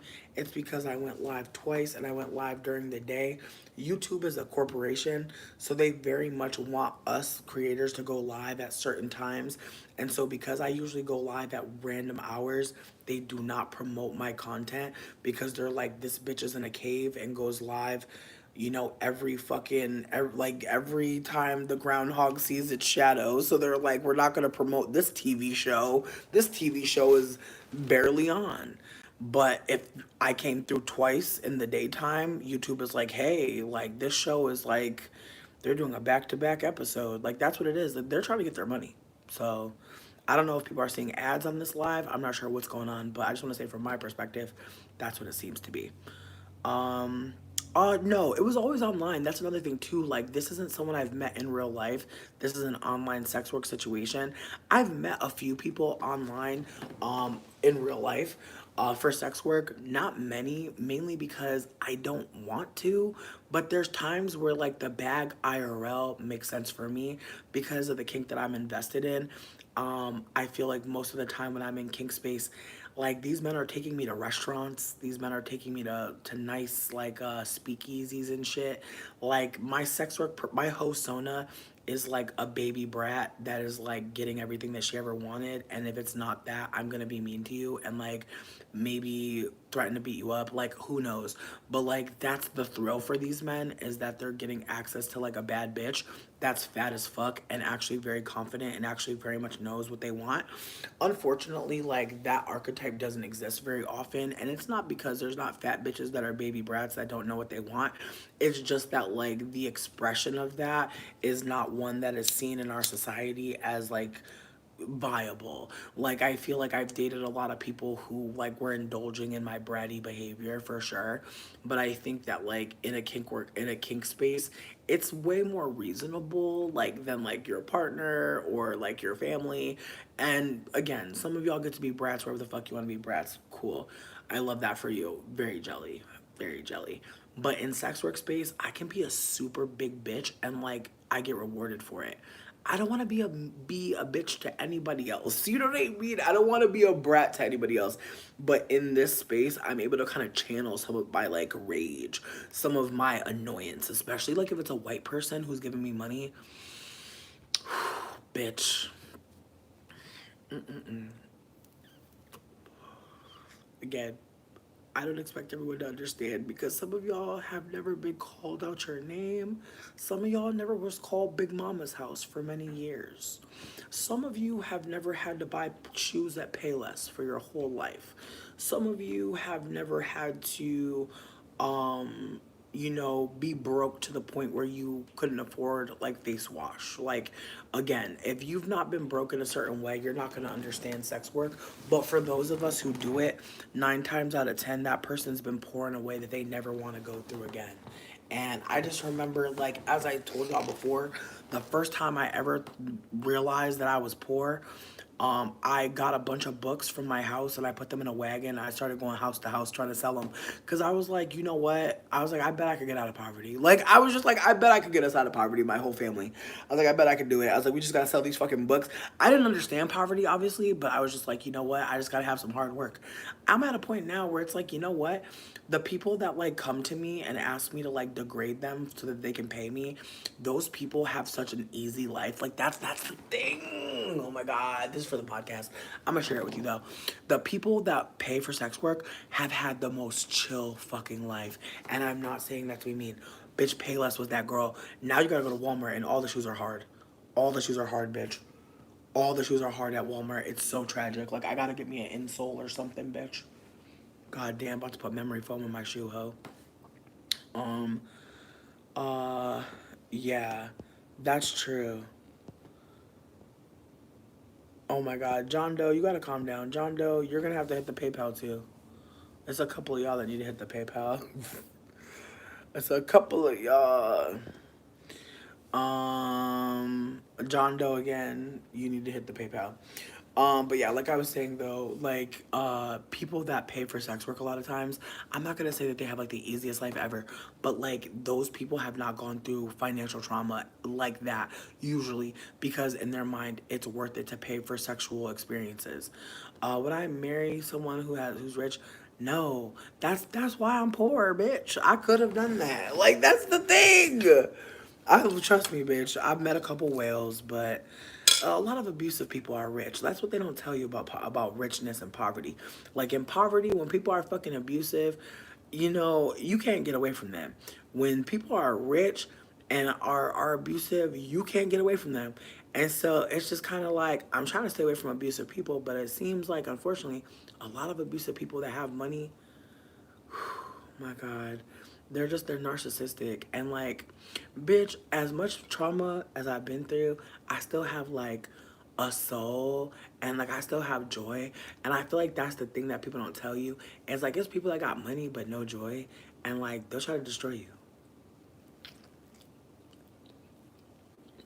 It's just the truth. I've dated enough people to know some people try to destroy you just because you're happy. It's really sad because it makes you really wonder, like, why would you try to kill something so happy? But that's not the right question. I'm very hungry. I know that was a Brontosaurus F bite. I don't care. I'm starving. I've been talking so fucking much. Oh my god.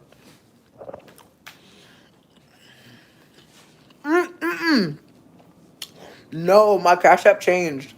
My Cash App changed. It's she need that honey. Wait, is it that? Fuck. Hold on, I gotta ask Dan what my Cash App is. Cause I don't, bitch, I'm running from the Cash App police, bitch, cause they don't play with me. Had to get a new Cash App. Hey, can you tell me what my Cash App is?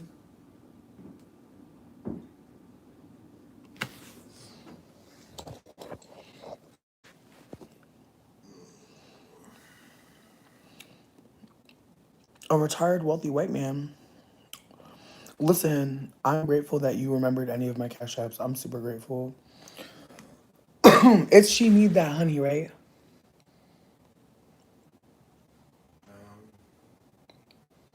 Yeah, he be Cash Apping me.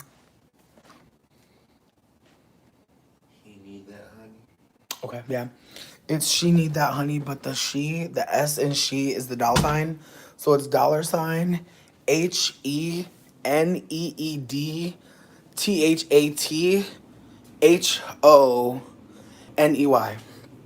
And you're gonna see a picture of my face. If you don't see a picture of my face, zone do it. Zone do it. But yeah, no, thank you so much, baby, for sending that and for posting that. I really appreciate you. Bitch, I'm thirsty as fuck. And I don't want to drink water. Oh, I just remembered. Oh my god. Now, I don't know about y'all, but I like sangria, but there was no wine. So I made whiskey sangria. I'm calling it wingria. But it's basically whiskey, lemonade, and strawberries. So there's that. I think I'm gonna drink some. I'm gonna make myself a little mixy drink and enjoy. Does PayPal work? Absolutely. Absolutely. Y'all, y'all, the way I'm about to delete this live, I'm so sorry. For anybody who just got here, I'm deleting this fucking live, bitch. This shit is wild as hell. I love y'all, though. Really? She need that honey? Damn. Let me go ask again. Hey. Are you sure? Can you spell it?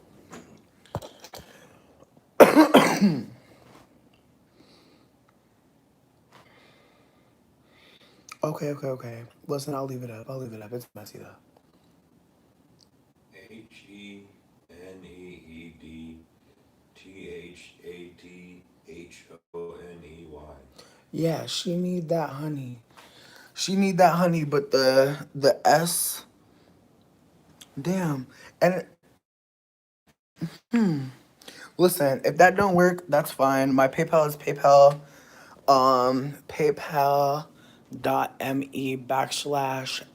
MARFMELLOW, and I've had that PayPal for a million years, clearly. But I'll leave it up. Cause like that whole moment with like the sex work client honestly was like really worth it to me. Like when I thought about it, I was like, you know what? Cause shit could have got caustic. You know what I mean? Shit could have got real fucking messy. And it ain't have to be that. And I'm grateful. Cause I don't want to beef with nobody really. And I want to be able to have like conversation with people that's not the most comfortable with dignity. Because again, just because people do shit that's fucked up, it doesn't mean that we always have to fucking respond with like the ultimate like response or the ultimate clapback. I'm not saying it's not worth it. You do what you gotta do. But for me, it's not in my best interest anymore to fight every motherfucking body. Not saying that we can't fight some people, but some people, it's like, it's not worth fighting them. It's just not. Thank you, Mio. Damn. I really thought this mango was ready, bitch. But this knife, yo. Shout out to this knife from Dollar Tree. Yeah, I shouldn't have cut this mango. Fuck.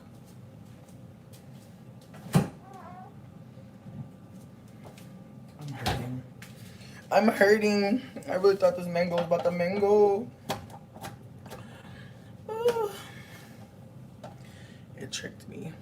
It felt so soft. Liar. Deceiver. Ooh, also, sidebar, I did want to talk about fucking Kamala Harris and Amanda Seales. I don't know if anybody follows her. I'm not a hater of Amanda Seales. I have no dog in this fight. I don't think anything negative about her. But I do think that like Kamala Harris calling Cardi B was crazy as fuck to find out. But then also like Kamala Harris seemingly summoning Amanda Seales was very fucking wild too. As I said, I'm not a voter. I voted for Obama one time. I've been undocumented, bitch. So if I was documented, I probably still wouldn't fucking vote. But I just want to be candid. I've been undocumented, so that wasn't my fucking priority. However, I understand that some people think like this is the fight for capitalism. That's fine. But or the fight for democracy. That's fine. I don't want to yuck your yum. Like if you really think that it's coming down to the wire right now, I believe you. I believe you. I don't want no smoke. I want no smoke. But like I was saying though, as much as we're living in this time, I think it's fascinating what is going on. Not force yourself on combos that don't really matter.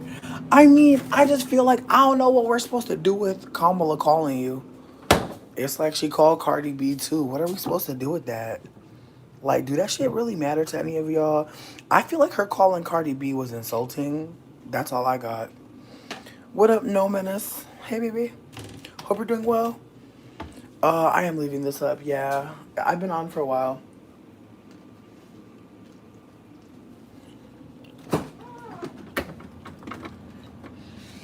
Ooh. Damn. It's like, bitch, I want to finish eating my sandwich, but I don't. Like, it's good, but I don't want it anymore. Like, I don't want it anymore, like, right now. But I'm still hungry. But I want to eat something else, but I don't know what. And there's a part of me that's like, bitch, I'm going to be day drinking. But yeah, no, that's my energy. I know I keep going in the fridge, but it's only because it's like, I don't know what I want. I don't know what I want. I hate that for me. Look, I feel like everything's super salty. Yeah, I feel like this might be a good time to dip though. Like I said, thank y'all for hanging out. Thank y'all for being part of my digital online community. I'm hoping that in the future, we can talk about everything, you know? Because I know that I've told, not to DoorDash, I'm crying. I think that I want genuinely to come here when I'm going through shit, but not only that. And so I feel like today was like pretty chill, but also if people are going through things and are feeling pain or stress, I'm hoping you know, like, you don't have to like keep that shit quiet. Like when you're here, if you're feeling fucked up, like please say, cause who knows who in the comment section might be able to be, who knows who's local, who knows who's like going through the same thing and can at least offer you something. John Doe, I know you were here when I was talking to the other person. When you're talking to me, calling me goddess and things like that, like I just need you to be doing that in the emails, doing that in the appropriate channels, okay? So once you send me an email payment, send me a Snapchat, send me a phone number, something like that. so we can get that together. But this is not the space to be doing freelance sex work. I know it can be confusing. I'm looking so good, and you want to support me here. I love that. But let's just, let's just be mindful about what we're doing and who in front of, because again, we don't know what people are looking for here. We don't know what people have gone through. And this can really be off-putting and making people feel uncomfortable. And so we don't want to make people feel uncomfortable. That's not our goal. And so if that's not our goal, we have to pay attention to the actions that are making people feel that way or could potentially make people feel that way. And so with that being said, I'm gonna dip on out. Thank y'all so much for being kind. Thank all of y'all for holding space. And I hope you have a beautiful day. Yeah, if you made it to the end, put a pineapple in the comment section, because I'm gonna be one of those people that says shit like that now. Probably not, but I'm trying it out. Anyways, bye.